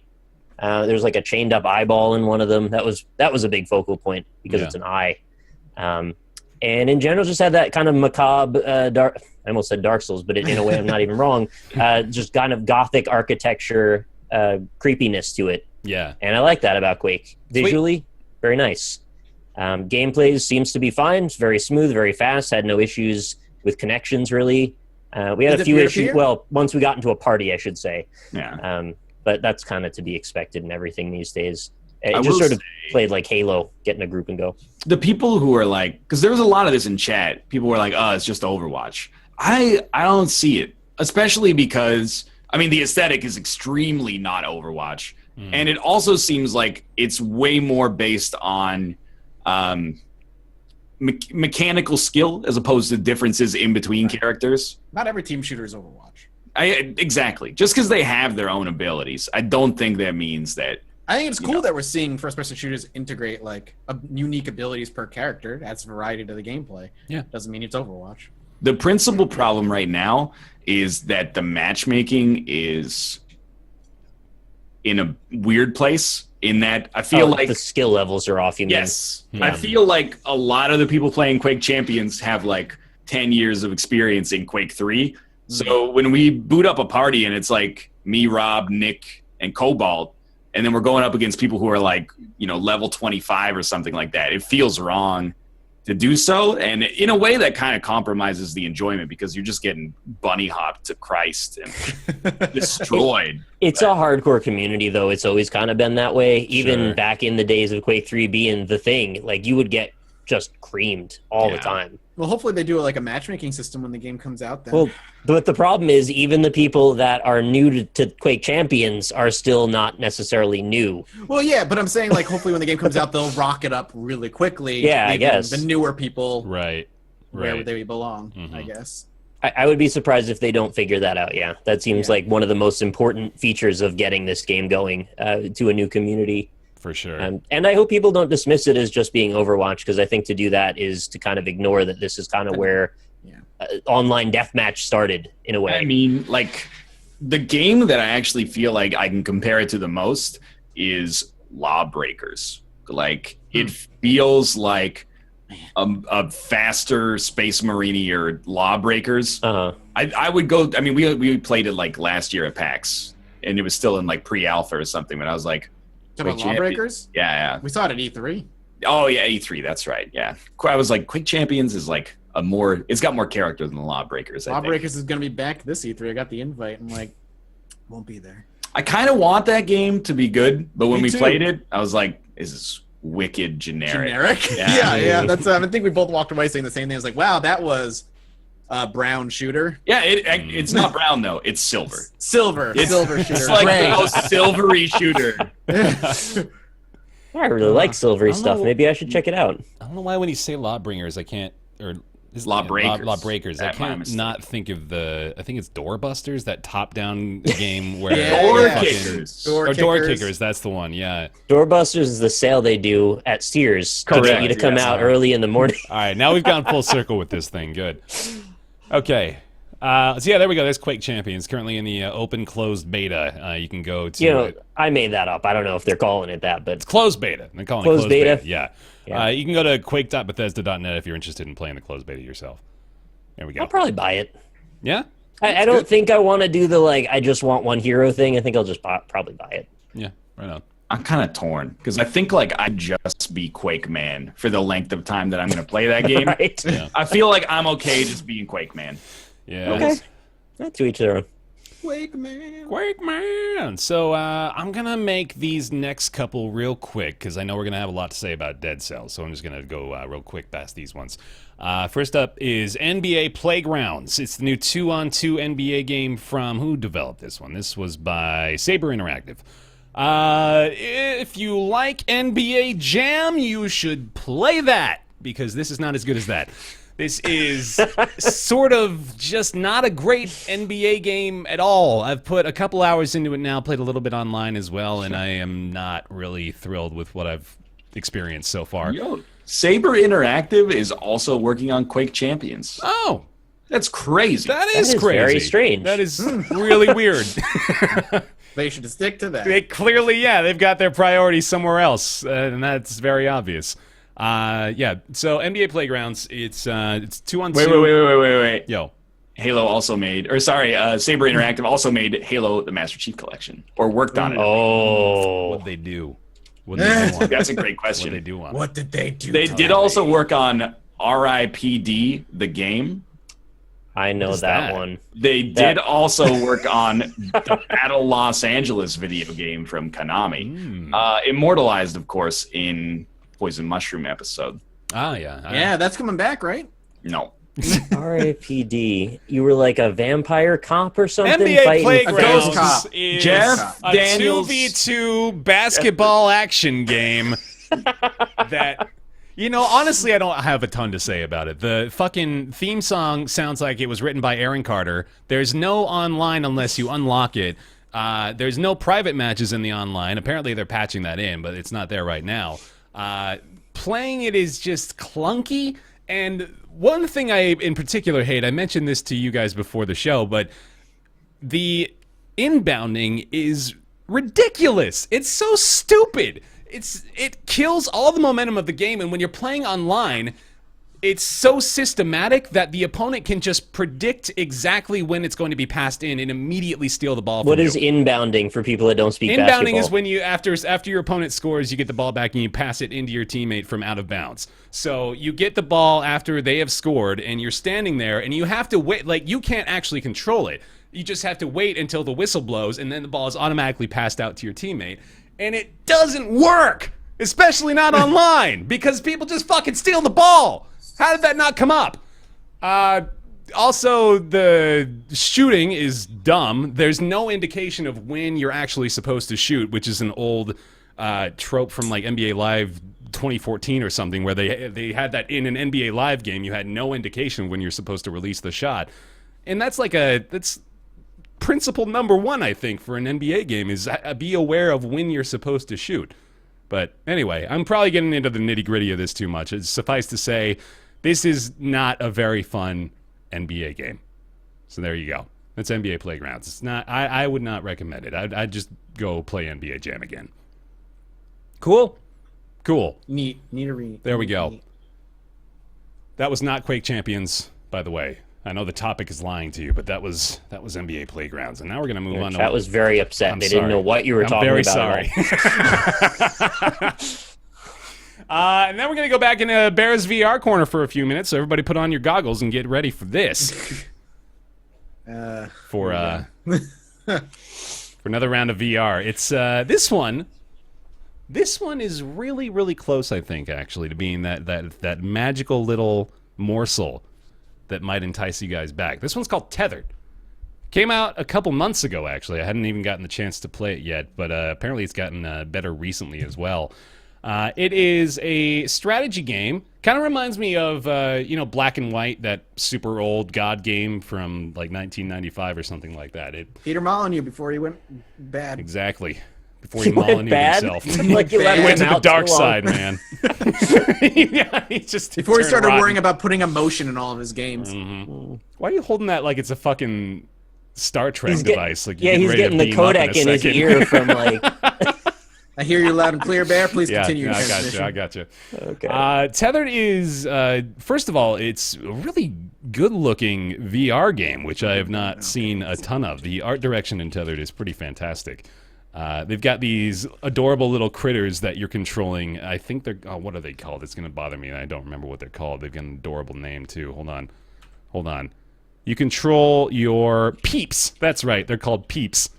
And they're so cute. They're these little guys, kind of look like these sort of Lemmings-esque characters that you can assign different roles and kind of build a little community, and you are defending yourself from these little caterpillar monsters that will show up in your world.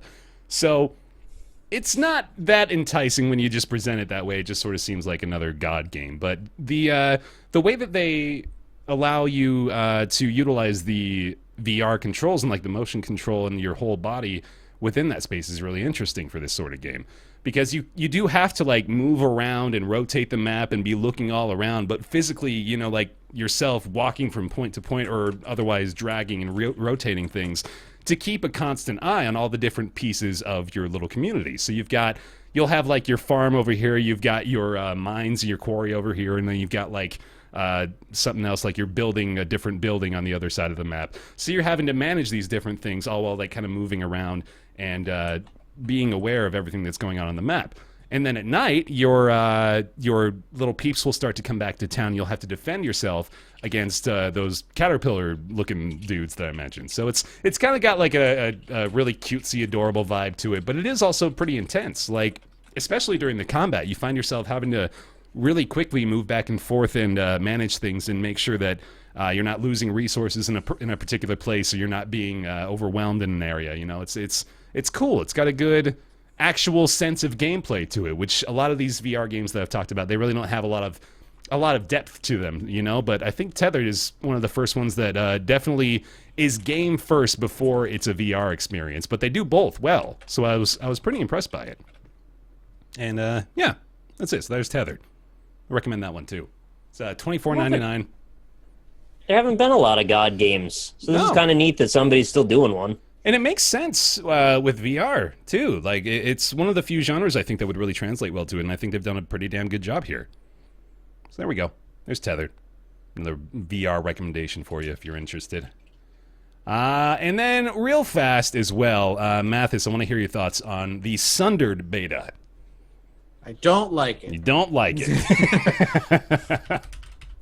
Tell me why. It's made up. We still got a couple more months before it's out. Yep. It is the new game coming out by Thunder Lotus, the people who developed Yotun. Mm-hmm. It is a gorgeously animated 2D roguelite Metroidvania-esque game. It's Metroidvania, yeah. With the upgrade system that reminds me of like Flint Hook or something that's persistent. But there's problems with it that I just could not really wrap my head around until I started editing the footage and figuring out why I wasn't enjoying the game that much. So it's really pretty. I'm gonna put that out there. But the controls, for one, they work fine, but it's very floaty. Yeah. Everything is incredibly floaty. You feel very light, and it makes for and it feels a little sluggish too. There's a lot of shit happening all the time on screen. It all blends together. Nothing really pops out or is super colorful. And the game likes to throw a lot of enemies at you all at once. Yeah, tons. And there's a lot of stuff in the foreground too that kind of semi-obstructs your view. So a lot of enemies mixed with the foreground. You kind of lose yourself in that. It becomes kind of a problem. You take a lot of damage just because you don't know what's going on and what's about to attack. And one thing that I noticed that was kind of a problem is the hitboxes are kind of off. One specific enemy is like a worm. What he'll do is he'll jump out of the ground, and then he'll go into the ground. And once he enters the ground, lightning will shoot out that can hit you. And something was feeling really weird while I was fighting him. And I scrubbed through, and I sent a screenshot to Bear. When he hits the ground, your character actually gets hit and gets sent back and gets damage done before he finishes going into the ground, before the lightning animation even happens. So you're being hit and taking damage for the lightning attack before you have the visual cue that it's coming. And a lot of little things like that mixed with kind of the muted palette and a lot of just clutter on the screen just makes it feel for a very messy and not coherent gaming experience. That's where I kind of fell on it. Sure. I don't know how you feel. I had a more optimistic view. I actually enjoyed the time I spent with it. I definitely agree with you on a couple of points. First of all, the hit boxes were definitely weird, and I agree with you completely about that particular enemy as well. That one in particular was felt off to me while I was playing. But Nick mentioned this before as well. Those are the sorts of things that they have betas for, so hopefully that's the kind of thing that they're looking to address.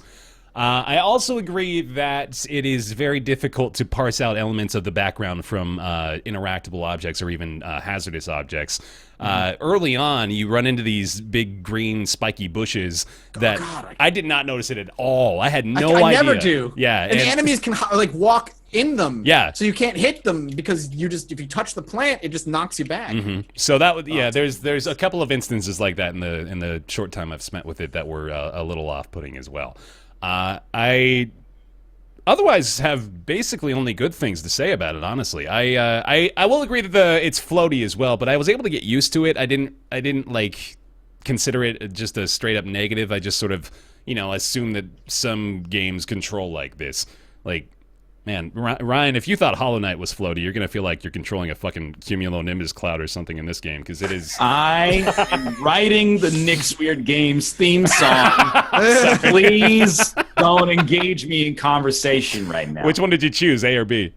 I chose, I think I chose A. Okay, sweet. I chose B. Oh, you chose B, all right. I chose B. All right. Yeah, so I do really like the art. It's gorgeous, and I love the art in Yotun as well. It looks incredible, and I by that alone, I almost just want to play it to continue to see the different art pieces and the different set pieces, because, man, it is very pleasing to look at. It's fun to play.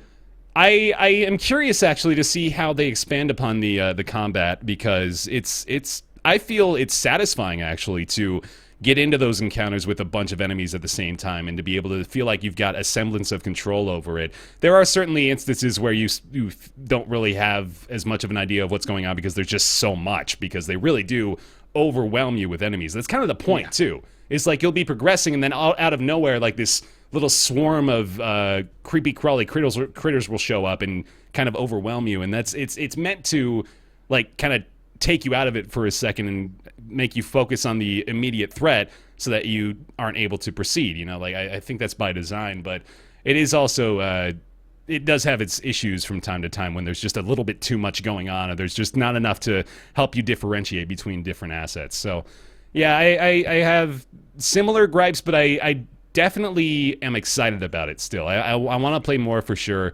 This is a lot more enjoyable for me than Yotun was as well. I don't know how much of Yotun you played. I never played Yotun. Okay, actually, but like with Yotun, I kind of had similar feelings about Yotun, even though they're completely different kinds of games.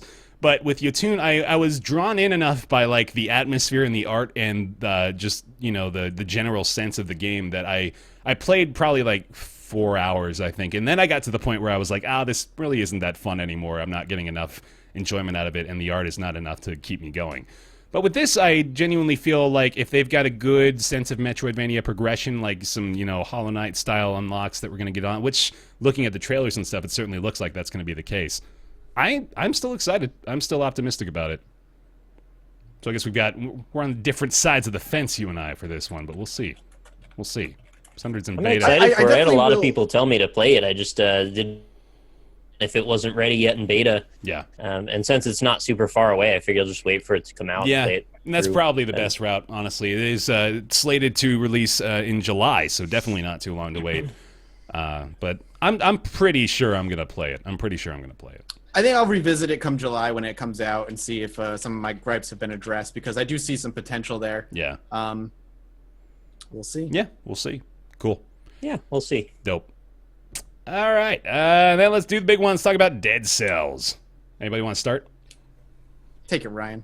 I think he's still writing. He's still writing. What Nick. the fuck, man? You know he's got a job to do. Dead Cells is the new hotness lately that everybody has gotten on the train of. It is a sort of a fusion of something like Rogue Legacy meets Castlevania Aria of Sorrow meets throw in more game titles that fit. There's like two other ones that I had in my head. Dark Souls. Sure. Yeah, I guess it's got Estus in it. Anyway, you play a little clump of weird cells that like gets inside of this ninja demon body, and then he wants to go fuck up some demons. And in the process of doing so, he earns himself some dead cells that go towards a permanent unlock system. Then each time you die and start over, you end up a little bit closer to being better. Not only because it's experiential learning, but also because you've unlocked new objects that will spawn, as well as new perks and power-ups. It's got a great art style, very responsive controls, fantastic feeling to it, vibe-wise and control-wise. It can be played both fast and slow, meticulously and rushed. Whatever your play style is, there's something for everybody in this one. Yeah. Dead Cells pretty much knocks it out of the park, and it's not even done yet. Yep. Man, you nailed it, actually. Just you pretty much gave us the back of the box. Very, very good. I know it's in early access. I'm told that there's not a lot of content in the game yet. Like, it's actually pretty short. I haven't gotten to the end personally, but I do hear once you've gotten to the end, you realize there's not much in the game yet. And I hope if that's true, I hope there's more coming, because the gameplay loop is satisfying as hell. Yeah. I really enjoy it. And I do like I said, that you can feel out your particular play style, and the game works for whatever play style you enjoy playing most. Did he just read a Steam review? No, just can do that now. he's had a lot of practice. I've played a few games by this point. Yeah, I'm gonna go ahead and echo all that. I've put probably, let's see, I think it's like 4 hours now into Dead Cells, and I'm still just absolutely loving it. It's tough. I don't know how much of a challenge you guys are experiencing with it, but I've not really been able to get very far. It's super easy. If you're good at video games, it's super easy. No, I'm kidding. Cool. Yeah. It's really quite difficult. Yeah, I have no problems getting through the first boss. Once I'm past the first boss, the game amplifies its difficulty drastically. Really? Oh boy. Yeah, there are enemies that'll one or two shot you shit. That's just what they I do. have to wonder if that's because they're front loading it for the early access point at this point, or if that's how it's intended to be. I know I'm sort of skeptical of this now of games. I know that they have the tendency to rebalance things for full release, but it does seem like you get one-shotted extremely easily in like the area like 4 or 5. Fog Fjord and Deep Prison. And God forbid you run into an elite when you're not ready. Avoid. Oh, Run. God, Don't like you can't even outrun them. They'll teleport to Fucking you chase and kill you down, yeah. Which is kind of wild. exciting, but it's also a little frustrating. Like, the game's not perfect, but it's real close. Mhm. If they can finish out this last little bit and make it as balanced as it needs to be, I think you're looking at, like, probably one of my favorite randomly generated action games. And there aren't a lot of those at this point that are even worth talking about. This is like a natural extension of, like, what if Rogue Legacy had a badass art style? Yeah. Right? Like, this is kind of that. This and all feels... the weapons feel really cool, and the movement feels really good. Except for the whip. Fuck the whip. It's useless. What? No, the you're whip's actually wrong. my favorite item. Dead God, it's wrong. awful. No, you're full of it. Are you talking about the electric whip or the regular Any whip? whip. The electric whip. No, the electric whip is good. The regular whip is bad. Okay. You're The electric crazy. whip is great. You're crazy. I agree with you. The regular whip is trash garbage. The The whip one- gets rid of all those fucking annoying flyers that you can't aim at Yes, properly. Or you use knives for Wait, that. or just have the secondary be throwing knives. Oh yeah, just if you get auto- that, I mean, sure. Auto attacks. Couple little points of criticism. The one thing that gets me the most right now is the fidgetiness of going over and under platforms with ladders near them or chains. A lot of times I'll want to drop down and attack, but the character will think I want to grab onto something. And in the process of those animations going for just slightly too long, you'll end up with 2 or 3 enemies all hitting you at the same time, which kind of causes a chain reaction. You want to avoid those types of moments, anything that makes you feel out of control. And for the most part, the game does a great job of that when you're on flat land. But there are some platforming elements to it as well. They're not super severe, but there are a couple of tiles that I've seen generate where you'll get like this, almost like a little spike maze you've got to run through. Or those extremely hard ground ruins that put you in a secret area that you basically just die. Yeah. There is like you have 120 seconds to kill every enemy and not be hit. And I've then only you been just able to beat die. that once. That's it. Yeah, it's I think you wild. shouldn't keep the damage that you take during the secret areas Yeah, in your I'm actual kinda with run. you there. I'm kind of The curses are rough, man. I got I I got a double stacked curse the other, or I think it was even just yesterday. From like That the was- cursed chests and stuff. Yeah, I had to And the kill curse- 20 I've learned- consecutive enemies. I got without 40. getting it. Yeah. Oh god, awful. The cursed chest has yet to be valuable enough to really be worth Well- it. I will say the key. I think the number one tip I would give people who going into this is really get used to using your 2 sub weapons often. Yes. Just use your L trigger and R trigger. It took me a little bit to realize like Risk of just rain spam style, dude. You just all day Spam 'em. just spam them. just throw them around. It doesn't fucking matter. Get like the turret, which is great, and like the little biters. Those 2 will just tear up in a room by themselves. And you can just stand away and just That let was it go. that was the other reference I wanted to make was Risk of Rain combined with Rogue Legacy with a little bit of like Aria of Sorrow. It's got that vibe of all 3 of those things fused Like we together.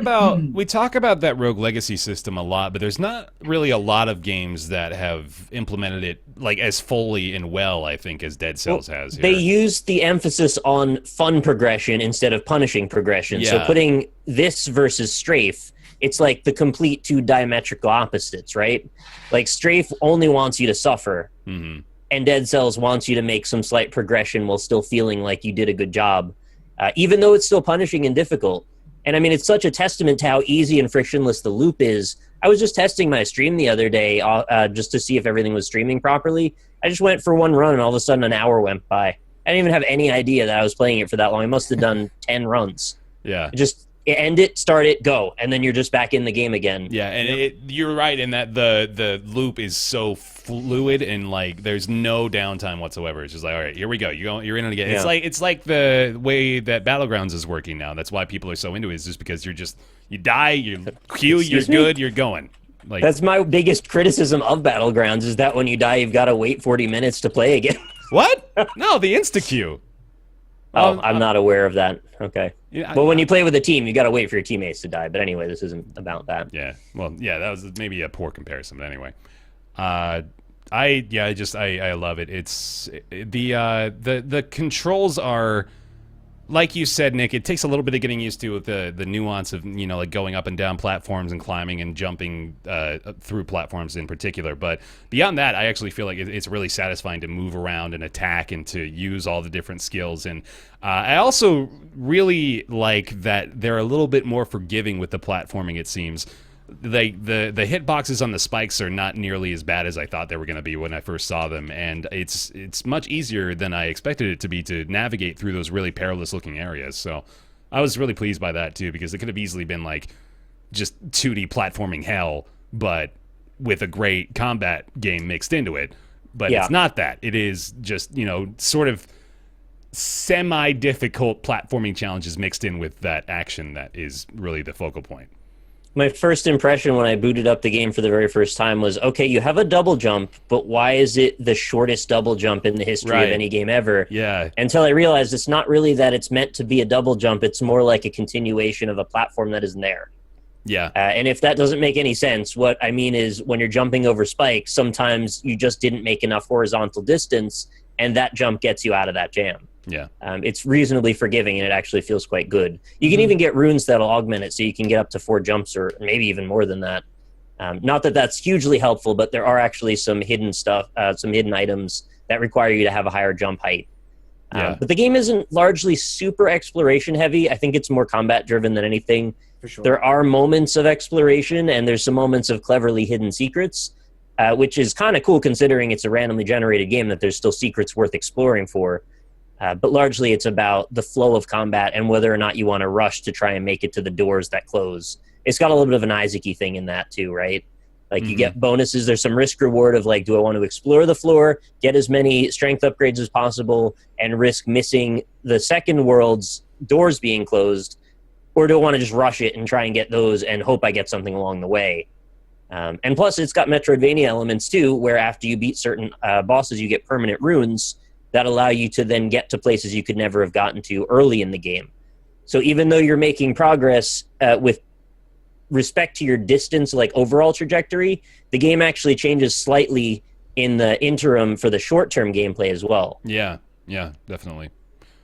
I know you're still bobbing your head over there to the rhythm, Ryan, but I do want to hear your thoughts on it if you got a little bit more.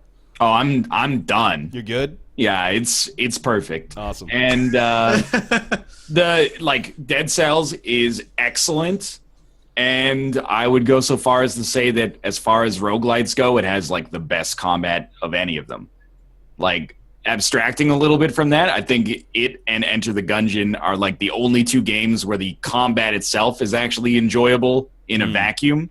Like there's actual you know, there's pace and fluidity to it that doesn't exist in something like Isaac, or, you know, even Rogue Legacy was very floaty, I guess. I use that as a kind of a catch-all term, but like the combat... disconnected from the player. Yes. The combat is actually fun, and that keeps it going because it really feels like it's a good 2D character action game, and then the roguelite stuff is just sort of wrapped around it. Instead of it being like the entire reason that this exists despite having shitty combat is because it's different every time. So it definitely feels like they built the game, you know, from the inside out, and it's actually worked for them really well. Yeah, agree with that for sure.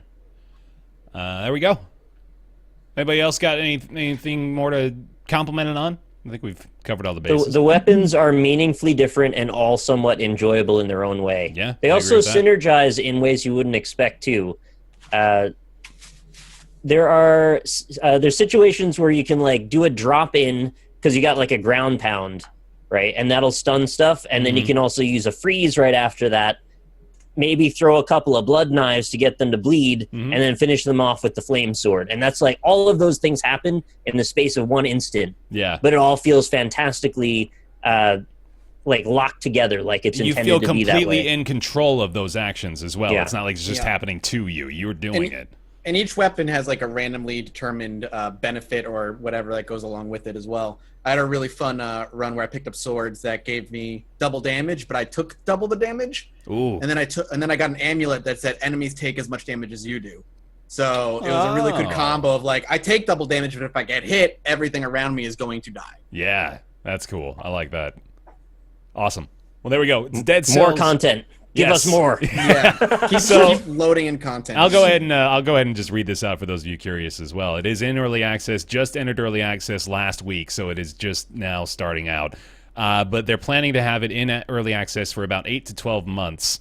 And well, yeah, that's just about it. Right now, it looks like they've got about 16 to 20 hours of content for its current state, but they're looking to improve upon that, obviously. Well, if you suck ass, you might be able to get an extra 5 hours, so I recommend being bad at first. Yeah. I think like the 3 hours I've got so far basically encapsulate 0% progression, so yeah, I'm starting to feel that way too. There we go, Dead Cells. It's in early access, available right now for $16.99, which is an interesting price. Especially when Strafe is 20. Sorry, Strafe, I wanted to like you. Yeah. All right. That is everything, isn't it? Besides our favorite segments, of course. I don't think I missed anything. Looks like we're good. Cool. Well, that will bring us into everybody's favorite segment. It's Ask Roundtable, the weekly segment where you send your questions in to roundtableyt@gmail.com. We're going to do our best to answer them. And this week's question comes from, let me say this correctly here, Helcius? It's the only way I can think to say it. Helcius. Helcius asks us, what are your opinions on full remakes and remasters versus new IPs? Are the devs wasting time making the same game experience, even if it's improved, instead of making new games with new ideas and mechanics? Examples being the remastered Crash Bandicoot trilogy, the new Devil May Cry, etc., things like that. And they also have a Nixword Games theme recommendation, looking for any Sublime song. I gave Ryan the choice between a couple earlier. Well, I'll keep it a nice surprise for y'all in a few minutes here. But for now, let's focus on the question from Helcius. He asks, what are your opinions on full remakes and remasters versus new IPs? Anybody, go on. I don't really have an issue with the full remakes or remasters, as long as the game, there's like a logical reason behind it, I guess. So, I think remastering or redoing, if it had been good, the Halo series right before the new Halo came out, to give like the newer fans, like, check out the new game. Screw it. Like the game I just actually did a review on, Full Throttle Remastered, I think was fantastic. I thought it was great. I love the ability to just press a button and go between like the new graphic style and the old graphic style, and just see the difference in the upgrades between the two and how far things have come. Yeah, I love doing that in the Halo remaster as well. The Halo original does the same thing. Yeah. Mm-hmm. I don't think it's a bad thing at all. I guess it just depends on the reason. I have no issue with it. Yeah. There is a trend of them being really badly made, though, once they do the remasters. I was thinking specifically of the Silent Hill remasters that came out. Oh, that was terrible. That was really bad. So, like, if you don't have your heart in it and you don't really know what you're trying to accomplish in the whole thing, probably do something else. But I don't think anyone would have been upset with a good Silent Hill 2 and 3 remaster. Did it have 4 also? I think it was just 2 and 3. Anyway, I think it was just 2 and 3. It depends on the game. It depends on the reasoning. It depends a little bit on the value that you're adding to it. For example, Full Throttle is a pretty old game. Yeah. Quite a few people never would have even heard of it had it not been for that. So it's good PR, as well as if the remaster actually turns out good, it's kind of a win-win. But if you remake Bulletstorm and add Duke Nukem to it, like, did we need to do that? Yeah, what was the, like, that's I think a good example of like a bad remaster. Like, what was the point of remastering Bulletstorm for what, 5 years? What was the point of remastering The Last of Us 2 years after it came out? That one I'm still PlayStation 4. To put it on PlayStation 4, really yes. But that was. one I'm still like, okay, that's like my quintessential example of an unnecessary remaster. But generally speaking, I think I'm in favor of them. I think I really enjoy being able to re-experience games that I loved in the past with an updated feel. I'm generally in favor of that. Of course, Master Chief Collection is going to be my go-to example, even though the release of that was totally botched. The game itself still provided me that experience and gave me that little nostalgia bomb with a touch of modernization to spice up the flavor. And then, there's going to be Sonic Mania coming up that I'll more than likely play the hell out of and enjoy, just because it's like, it is the old Sonic games given a modern feel. And, it's also, I'm doubly excited for that one just because they gave, like, the Sonic fans the opportunity to make it and not necessarily just Sega themselves trying to re-spark the magic. It's the people that have the passion, that really care about it, that are doing Not it. Sega. Not Sega. Not Sega. No, They don't have any passion for Sonic. Yeah. So I'm definitely in the camp of enjoying remasters and kind of wishing for a lot of them, honestly. Like especially like Final Fantasy VII. I know we're saying that's episodic, which may or may not be a bummer, but I am pumped to play the Final Fantasy VII remake. Like I'm No, but you're not. I am. Though. Don't you dare. You're telling me I'm you're not. gonna play 40 hours of Final Fantasy VII remastered. I'm not telling you that. I'm telling you I'm definitely gonna play it because I want to see what they do with it.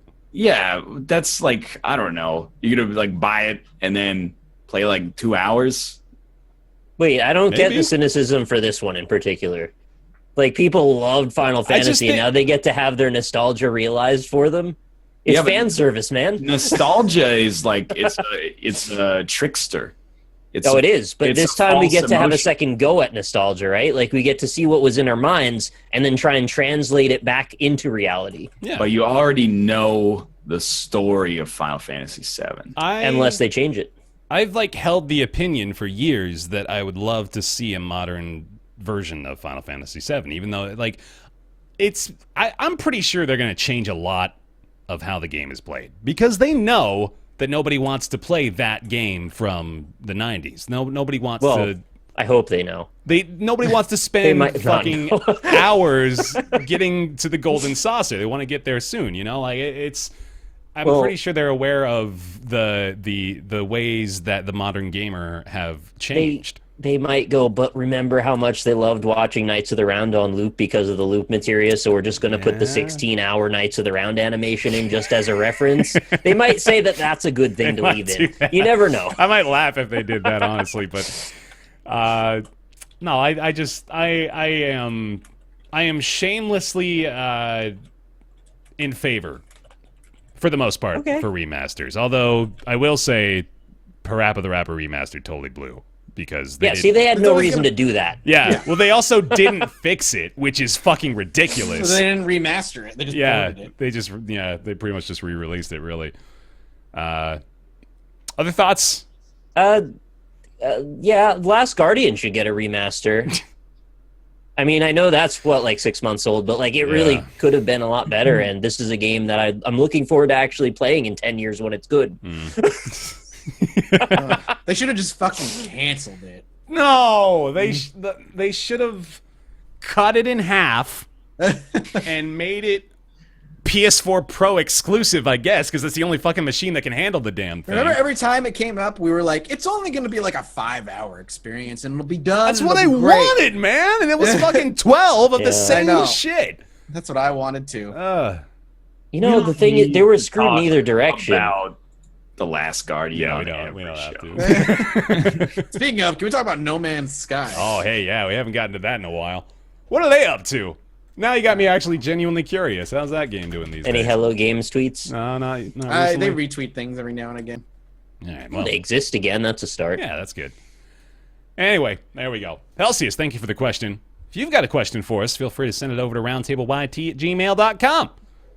That'll bring us in everybody's favorite segment after their favorite segment. It's time for Nick's Weird Games. This is going to be a Nick's Weird Game to the tune of What I Got by Sublime. Yep. Can I get... There's two things to keep a note here. One is there's like a 17-second guitar break between the first... Exactly, right. So keep that in mind. That one a few times. Because I've got like a karaoke backing track here. The other thing is, can I get like the first note? Can I get a bass note, a tracking note? You know, it's early in the morning, something like that. You just want me to hit you with that right here? Pretty good. I want the note. Early in the morning. Early in the morning. Something like that? Yeah. Okay. Then in the chorus, though, it goes higher, so it's going to get lost a little bit. So, okay. Give me a second here. I got the karaoke track in the background. Mm-hmm. Early in the morning. Okay, I got it. Got it. That's it. Later in the podcast, time for a tonal change. Better make sure to close your chat, because it's time for Nick's Weird Games. Got to find the game that Nick is hinting to you.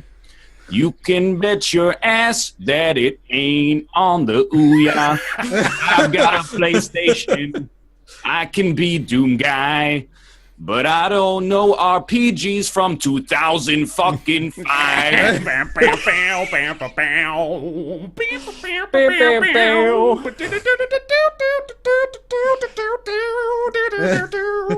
Well, Nick's games, they aren't super hot, so pay attention, son, or your ass will get got. Never is Persona, never Tokiden. If you think it's Jersey Devil, then you better guess again. Take a small example. Here's a tip from me. Rack your brain for C pluses that came on PS3. Games are what I got. Some of them are neat, but games from Nick's shelf tend to be sheet. It all goes back to Chat Devil Dice Survivor. Try to guess that. You're bound to get swerved. Nick's games are hard unless you're quite smart and you remember Drakengard. Nick's games are pretty weird. I said remember that. Nick's games are pretty weird. I said remember that. Okay, that's... Oh my god, dude. Wow. As always. How does it keep Impressive. getting better? Because he's getting damn the it. time to prep. He does, yeah. He's taking more and more time out of like the last quarter of the show here. Production value is just skyrocketing at this point. It really is. Thank you, thank you. All right. Hey, it's Nick's Weird Games, everybody. Every week, Nick's going to get a weird game from his catalog of very many weird games. We're going to try to guess what it is. I say soon when I run out of games, we just end it with a song. Just have him do a song. Yeah, sure. That's fine. I think everybody liked that better. All right, so I got another weird game for you, believe it or not. Here we go. This one's pretty easy, though. I think you'll probably end up getting it. Pretty sure, anyway. So I'm going to try and give you very obtuse hints at first, just so it's not a giveaway. So our developer today is Sandlot. And if you've ever heard of them, you might already know the answer. Yeah, you know what? I'm starting to turn the gears already. Hold on. All right, turn them away. Who is it? Sandlot, like Sandlot. the little baseball kid movie. We're talking about a 360 game. It's actually the third one in the series, but the only one, or the first one to be released in North America. So Japan had it a couple of iterations before we got the very first one. It was released on 360 and later on PlayStation Vita, and it spawned 2 additional sequels from it. What we're talking about today is an action shooter game. Was released in North America in 2007 and then followed up on Vita in 2013. So there's a very big gap between the two. Third-person shooter, kind of focused on huge amounts of weaponry, and totally you have to not what choose I my thought it words was. very carefully here because if I say even one wrong word, you're going to get it immediately. Okay. Okay, I'm just going to segue to the game takes place across 53 levels featuring destructible environments taking place in such settings as cities and underground caves. There is no penalty for collateral damage. Red Faction game? No. Sounds like it, though. It's 360. It's the first one we got. Sounds like Mercenaries. The game was generally received with middling reviews, but then a few people loved it and thought it was inexplicably fun. That does sound like Mercenaries. Yeah. It's not Mercenaries. Some outlets, however, claim the game pales in comparison to its predecessor, which had a larger range of enemies, missions, and weapons, and a second playable character. Chat certainly knows what it is. Chat's got Can we it. get a little bit more than just this? I feel I'm like trying to find the right words that aren't just dead giveaways. Is there a proprietary skill, and the skill is also the name of the game? No. Is it game name like Takedown or something? No. Whiplash. What are you fighting? I feel like I'm on the right track. You're fighting a range of things, aliens, essentially. Aliens? Okay. Destructible terrain. You said early to mid 2000s? Like 2007 in North America. I feel like I brought this out. I feel like I brought this out of GameStop. Is it Earth Defense Force? Yeah, it's Earth Defense Force. You're fighting ants and shit? Hey! Yeah, nice. Yeah. I'll give it to you regardless that you didn't get the year. It's not even 20. It's 2017. Yeah, Earth Defense Force 2017. I saw that and I was like, wait, that's now. Yeah. I played that game. It's time. That game was actually. I think that game is bad, but I think it's fun. I think it's like a bad. That fun. sounds like There's what the a version reviews of it on say. PC now, you know. When you say, there was like a couple years ago. You're right. I hear them say it's inexplicably fun, and that makes me think like you're playing the game and you're like, wow, I shouldn't be enjoying this, but I definitely am. That's kind of the sentiment I got from reading the reviews as well. Yeah. They felt like they shouldn't be enjoying this, but are anyway. It's kind of a mindless shooter with tons of weaponry and silly aliens. I think it takes the sort of like a buildings. Godzilla approach to things. The buildings were very 2007 Destructible, where they like weird hunks would just kind of like fall off. Yeah. That's not always bad if it's a silly game. Oh, It just seems yeah. like this was. It's super silly. That was very Red Faction too, the way that the Yeah. buildings would all collapse like that. So it looks like a lot of people got this one in chat. The first one I see before it scrolled away was CDR Rainbow, so congrats to you. Nice job. Well done. Good shit. Well, hey everybody. You did it again. You made it through. Fam, we did it. We set up a gauntlet for you and you crushed it. Well done. We're so proud of you. Thank you for being here. Thank you for watching the show. Thank you for supporting us here doing this goofy little podcast. We appreciate you a lot. We are here live every single Friday from about 3 o'clock to 5 o'clock Pacific here on twitch.tv/Roundtable Podcast. If you ever wanted to watch the show live, that's where you follow, and you get notified when we go live there. You can also follow us on Twitter at RoundtablePC. You can catch the show discussion over on our subreddit, roundtablepodcast.reddit.com. And you can, of course, subscribe to the podcast on iTunes. Leave us a review as there as well. It does still help us out a little bit. And, of course, we want to send a big, fat thank you to our Patreon supporters over on patreon.com/roundtable. Thank you very much to Julian Avelsgaard, Jonathan Graham, Scratty119, Ricky Greist, John Kalchik, O. Thomas Games BR, Jakar Sampson, With a Dance Number, Sihoa, Kolnar, Jamie Tinsley, Joseph Boss, Penn Gillette, Michael Bush Larson, Talks to Wall, TJ Majesty, Chaos, You Know the Rules and So Do I, Theorist, beautiful. Colby Klein, Greenlight, Oren Saltzman, Christopher Flagg, Eric Schooley, Brizzle Brip, Positron, Myth Scarab, Mediocrities, Justin Smurfett, and Logan Ray. Thank you all very, very much for continuing Thank you very much. to support the show. That means a lot. We are back over 1,000 over there on the Patreon as well, so thank you guys for keeping that up. That means a lot. Thanks, guys. And that'll do it. I'm actually Thanks going to to everybody be... that subscribed also. Yeah. Appreciate it very much. Thank you very much to all the subscribers Thank as well. you. Thank you. Thank you for supporting the show that way, too. It means a lot.